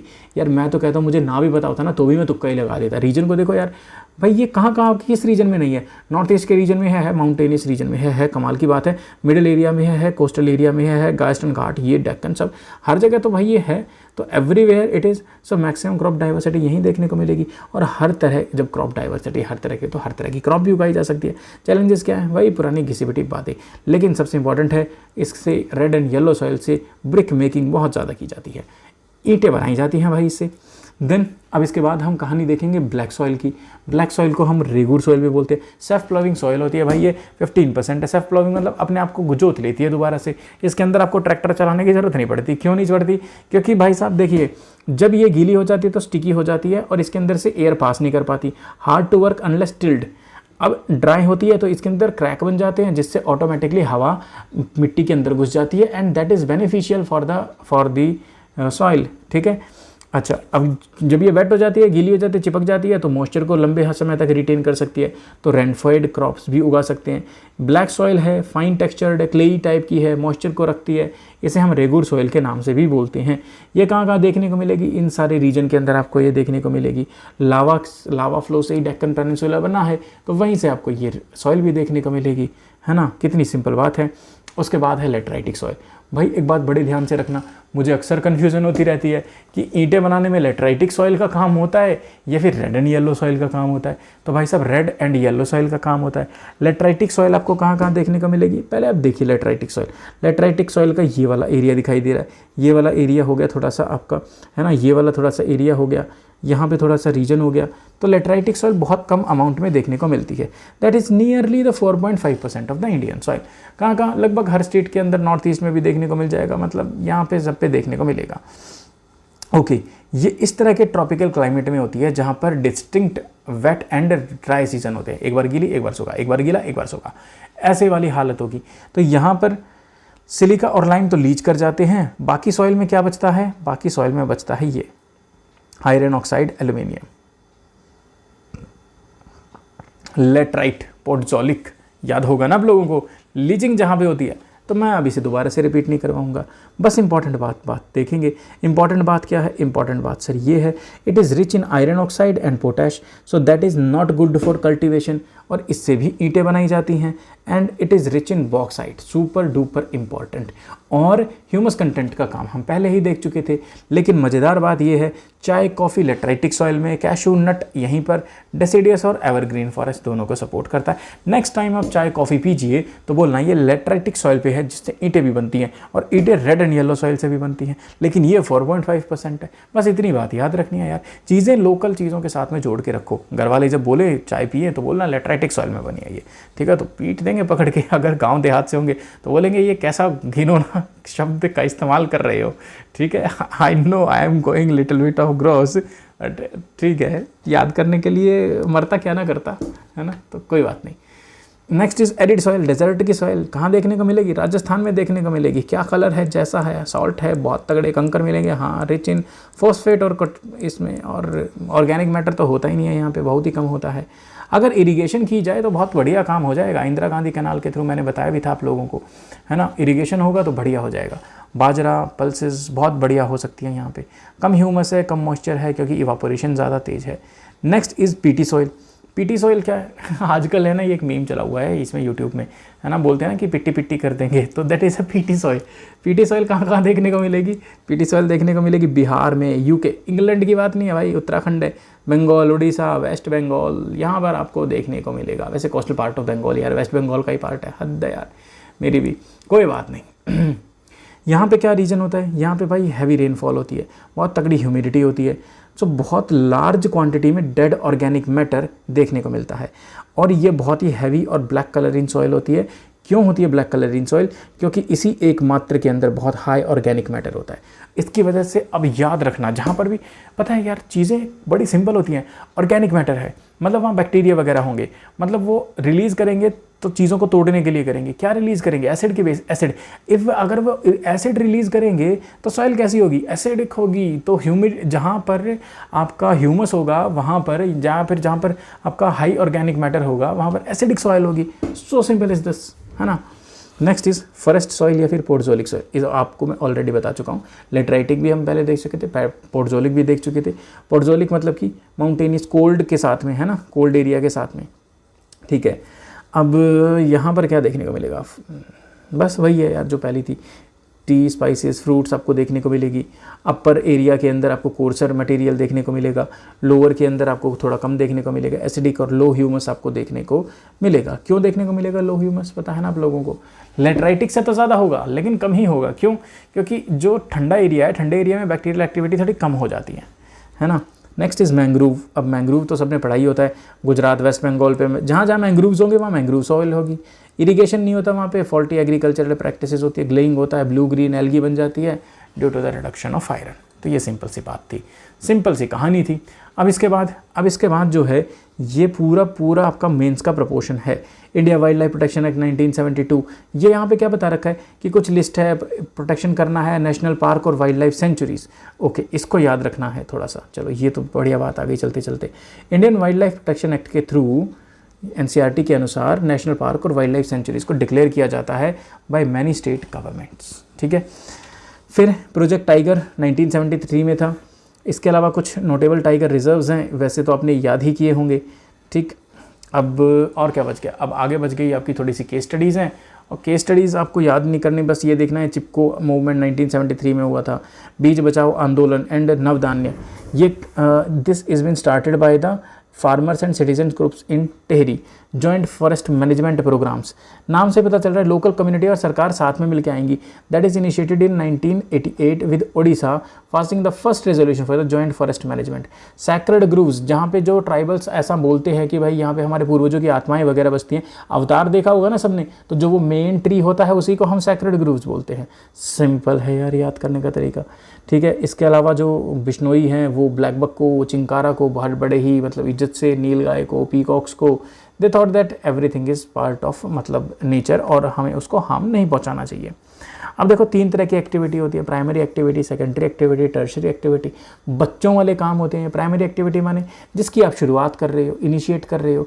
सेकेंडरी एक्टिविटी माने मान लो उस इनिशिएटिंग प्रोडक्ट को किसी और तरह के अजीबोगरीब प्रोडक्ट में, अजीबोगरीब नहीं मतलब प्रोडक्ट का हुलिया बदल दिया आपने। टर्शियरी एक्टिविटी माने सर्विसेज आप प्रोवाइड कर रहे हो, ठीक है। तो अगर मैं बोलूँ आपको कि भाई देखो मैन्युफैक्चरिंग ऑफ स्टील हुलिया बदल दिया, ब्रेड हुलिया बदल दिया, वेविंग ऑफ क्लॉथ हुलिया बदल दिया, मतलब कि सोचो स्टोरेज इज प्राइमरी एक्टिविटी और tertiary activity, it is tertiary activity, why it is not a secondary activity, because it is not involve the conversion of raw material primary material into secondary या फिर किसी भी तरह की। फिर agriculture in India, इन सब के साथ में कल्चर लगा दो तो एग्रीकल्चर है ना, सेरीकल्चर है सिल्क वॉर्म का, पिसिकल्चर है आपका फिशेस का, विटिकल्चर ग्रेप्स का, हॉर्टिकल्चर फ्रूट वेजिटेबल्स का, ठीक है। ये सारे कॉम्बिनेशन आपको यहाँ पे इनपुट है, यहाँ पे ह्यूमन इनपुट्स हैं, उनको आपको देख के बेनिफिट मिलेगा। आगे हम बात करेंगे टाइप्स ऑफ फार्मिंग की। बड़ी सिंपल चीज़ें हैं यार ये टाइप्स ऑफ फार्मिंग, ये बहुत ही आपको टाइप्स ऑफ फार्मिंग देखने को मिलेंगी, लेकिन बड़ी सिंपल चीज़ें हैं, तो बड़ा ध्यान से और आराम से हम इसे देखेंगे। अब देखेंगे सबसिस्टेंस फार्मिंग, मतलब जिंदा रहने के लिए जो फार्मिंग चाहिए है वही है सबसिस्टेंस फार्मिंग। वो मीम देखा है ना पंचायत का, जिसमें बोलता है कि भाई हम तो लोभी नहीं हैं, हम माने लोभी हैं लेकिन हमारा खर्चा कम है, तो वही है सबसिस्टेंस फार्मिंग। अगर मान लो बिल्कुल ही जो ट्राइबल लोग करते हैं जिंदा रहने के लिए, that is primitive. Shifting cultivation, nomadic herding. Intensive माने कि अगर कोई गांव देहात के अंदर रहते हैं और बहुत सारे लोग हैं और ज़मीन बहुत थोड़ी है, तो सब लोग मिलकर काम करते हैं जीवन यापन के लिए, उसे बोलते हैं इंटेंसिव। फिर एक कमर्शियल माने बेचने के लिए, ग्रेन मिक्स्ड प्लांटेशन। फिर मॉइस्चर बेस्ड, जहाँ पे इरीगेटेड माने पानी की सुविधा है, रेनफेड माने इंद्र भगवान ने सुविधा दे रखी है, ऑटोमेटिक है वो, है ना, कोई बात नहीं। फिर रेनफेड में दो तरह की होती है, ड्राई लैंड और वेट लैंड।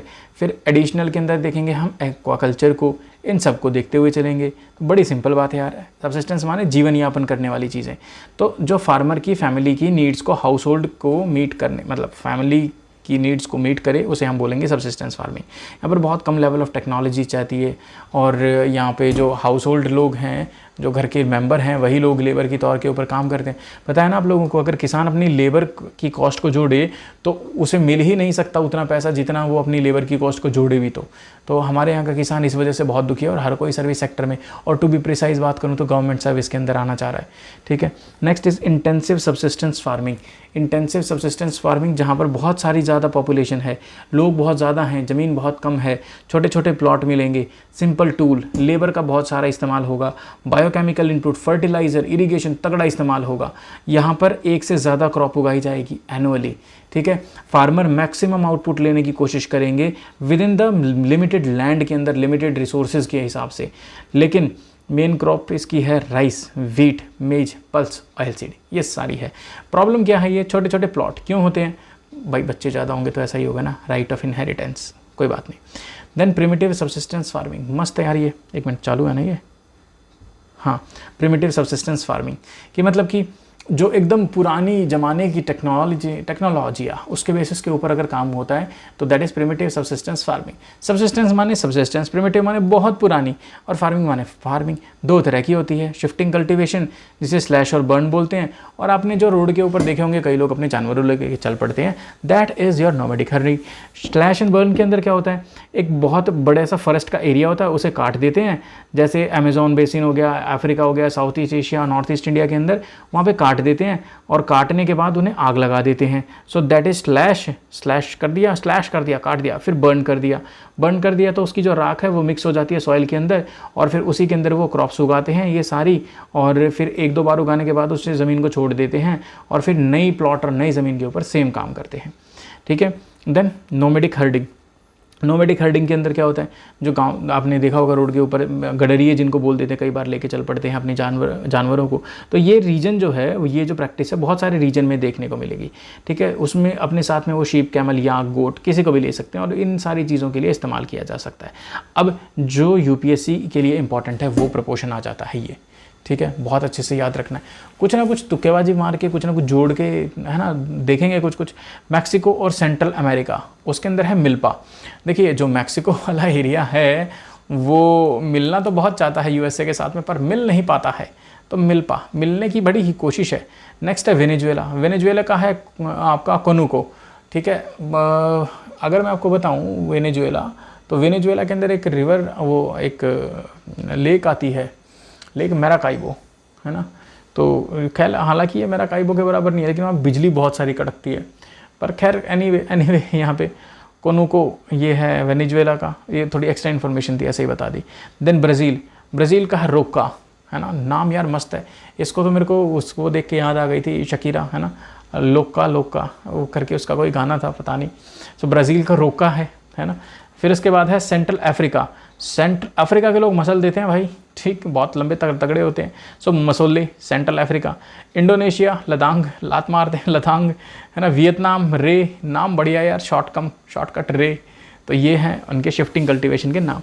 इंडिया के अंदर तो बहुत सारे हैं भाई, इंडिया के अंदर तो दिमाग ही ख़राब हो जाएगा आप लोगों का। मध्य प्रदेश के अंदर देखने को मिलेगा बेवड़ या फिर दहिया। पता है दहिया जाटों के अंदर कास्ट भी होती है, आपको इधर हरियाणा साइड में बहुत सारे देखने को मिलेंगे। और आंध्र प्रदेश पोडू, पेंडा, नाम तो मस्त है। ओडिशा पामाडाबी, कोमन, ब्रिंगा, मस्त है यार। वेस्टर्न घाट कुमारी हमारे इधर नॉर्थ इंडिया में लड़कियां लिखती हैं नाम के पीछे कुमारी, ठीक है, तो कुमारी बढ़िया है ना यार, वेस्टर्न घाट कुमारी। साउथ ईस्टर्न राजस्थान के अंदर है वाल्ट्रे। इसके अलावा हिमालयन बेल्ट में खील, झारखंड में है कुरुआ। अरे यार कुमार इधर हो जाता, बढ़िया हो जाता, है ना, कोई बात नहीं। Western Ghat Jharkhand. Then north eastern region के झूमिंग बोल देते हैं। मणिपुर में पलमू, बस्तर में दीपा और अंडमान निकोबार में डीपा, ठीक है। तो ये दोनों नाम है यार। देखो यार मेरे हिसाब से अंडमान निकोबार वाले लोग या छत्तीसगढ़ गए होंगे या छत्तीसगढ़ वाले लोग अंडमान निकोबार में गए होंगे, कोई कहीं नहीं गया भाई, ठीक है। याद करने की ट्रिक है बस ये। Next is commercial farming. अगर आप लोगों के अंदर बहुत प्रॉपर्टी पैसा आ जाए तो आप कमर्शियल फार्मिंग करोगे। That is so simple, you will sell your product into the market. Features क्या हैं, बड़ी machines, high yield fertiliser, varieties, pesticide, सब कुछ इस्तेमाल करोगे। द डिग्री ऑफ कमर्शलाइजेशन मतलब would be at another level. तो ऐसा आपको हरियाणा पंजाब में मैं तो कहता हूँ हरियाणा पंजाब का नाम ऐसे ही बदनाम है जी। यूएसए को देखो, फर्टिलाइज़र हवाई जहाज़ से छिड़काए जाते हैं। इंडिया में एक बार फर्टिलाइज़र हवाई जहाज़ से छिड़कवा दो, ड्रोन से ही छिड़कवा दो, लोग दूर दूर तक किताबों में ऐसे एग्जाम्पल लिखा करोगे आप और हम दोनों मिलके, ठीक है, कि फला गाँव देहात के अंदर लोग ड्रोन से इस छिड़काव करने लगे, ठीक, कोई बात नहीं। ये कमर्शियल एग्रीकल्चर को ही देख लेते हैं कितने टाइप का होता है। एक है कमर्शियल ग्रेन फार्मिंग। अरे यार ग्रेन का ही उगाएंगे, मेनली व्हीट और मेज उगाई जाती है, ठीक है। And this is also practised in the world. इसके अलावा बड़े फार्म होंगे, एक सिंगल क्रॉप, ये सिंपल है, ग्रेन है तो ग्रेन उगाई जाएगी, दैट्स इट। मिक्स्ड फार्मिंग के अंदर तीनों चीज़ों का मिक्स फार्मिंग होगी, फूड फॉडर लाइफ स्टॉक, तीनों के तीनों, ये भी हर जगह इस्तेमाल होती है। प्लांटेशन में एक सिंगल क्रॉप उगाई जाएगी। एक सिंगल क्रॉप प्लांटेशन का आपको पता है, टी के प्लांटेशन हो गए, कॉफ़ी के प्लांटेशन हो गए, शुगर केन के प्लांटेशन हो गए, सो सिंपल इज दिस, है ना। बनाना के प्लांटेशन हो गए, फ्रूट्स एंड वेजिटेबल्स के प्लांटेशन हो गए, ये उगाए जा सकते हैं। तो टी के आपको असम और नदर्न बंगाल में, कॉफ़ी के कर्नाटका में, रबड़ के मलेशिया में, कॉफ़ी ब्राज़ील में, और टी इन इंडिया और श्रीलंका के अंदर भी टी बनती है यार, बहुत बेहतरीन, ठीक है। तो ये सिंपल सी कहानी थी। अब यहाँ पर प्रॉब्लम क्या है, प्रॉब्लम है इंफ्रास्ट्रक्चर की, बढ़िया नहीं है, बस इतनी बात याद रखनी है। मॉइस्चर के बेसिस पे हमने एग्रीकल्चर को डिवाइड किया है, फार्मिंग को। कैसे, इरिगेटेड फार्मिंग, भाई बारिश जहाँ पे ज़रूरत नहीं होती है, मतलब उनके पास सफिशिएंट सॉइल मॉइस्चर प्रोवाइड करवाने के तरीके होते हैं। Water input per unit area of cultivated land is higher, simple बात है यार। फिर है रेन फेड को क्या बोलते हैं, बर्नी farming, very super duper important. बर्नी फार्मिंग पूछा जा सकता है। एंड ये सिर्फ रेनफॉल के ऊपर, सोली रिलाई ऑन द रेनफॉल। एक है ड्राई लैंड फार्मिंग, जहाँ पे बारिश कम होती है, 75 सेंटीमीटर से कम, यहाँ कहाँ उगाया जाता है, क्या क्या चीज़ें उगाई जाती हैं, रागी, बाजरा, मूंग, ग्राम, ग्वार, ये सब उगाई जाती हैं। वेटलैंड जब बारिश ज़्यादा होती है यार, बारिश ज़्यादा होगी तो क्या उगाएंगे, जूट, शुगर केन, सिंपल यार, राइस, जूट, शुगर केन, है ना। सो एक्सेस सॉइल मॉइस्चर रहता है रेनी सीजन के समय पे। फिर एडिशनल के अंदर आती है एक्वाकल्चर, ठीक है। फिर इसके बाद हम देखेंगे क्रॉपिंग सीजन्स ऑफ इंडिया, और इसे हम नेक्स्ट सेशन के अंदर देखेंगे। क्रॉपिंग सीजन्स के साथ में फिर हम पानी को भी देख लेंगे, और बस फिर ख़त्म हो जाएगा मम, ठीक है। आई होप आपको यहाँ तक लेक्चर बढ़िया लगा होगा, इंटरेस्टिंग लगा होगा। मिलते हैं अगले सेशन में, बाय बाय।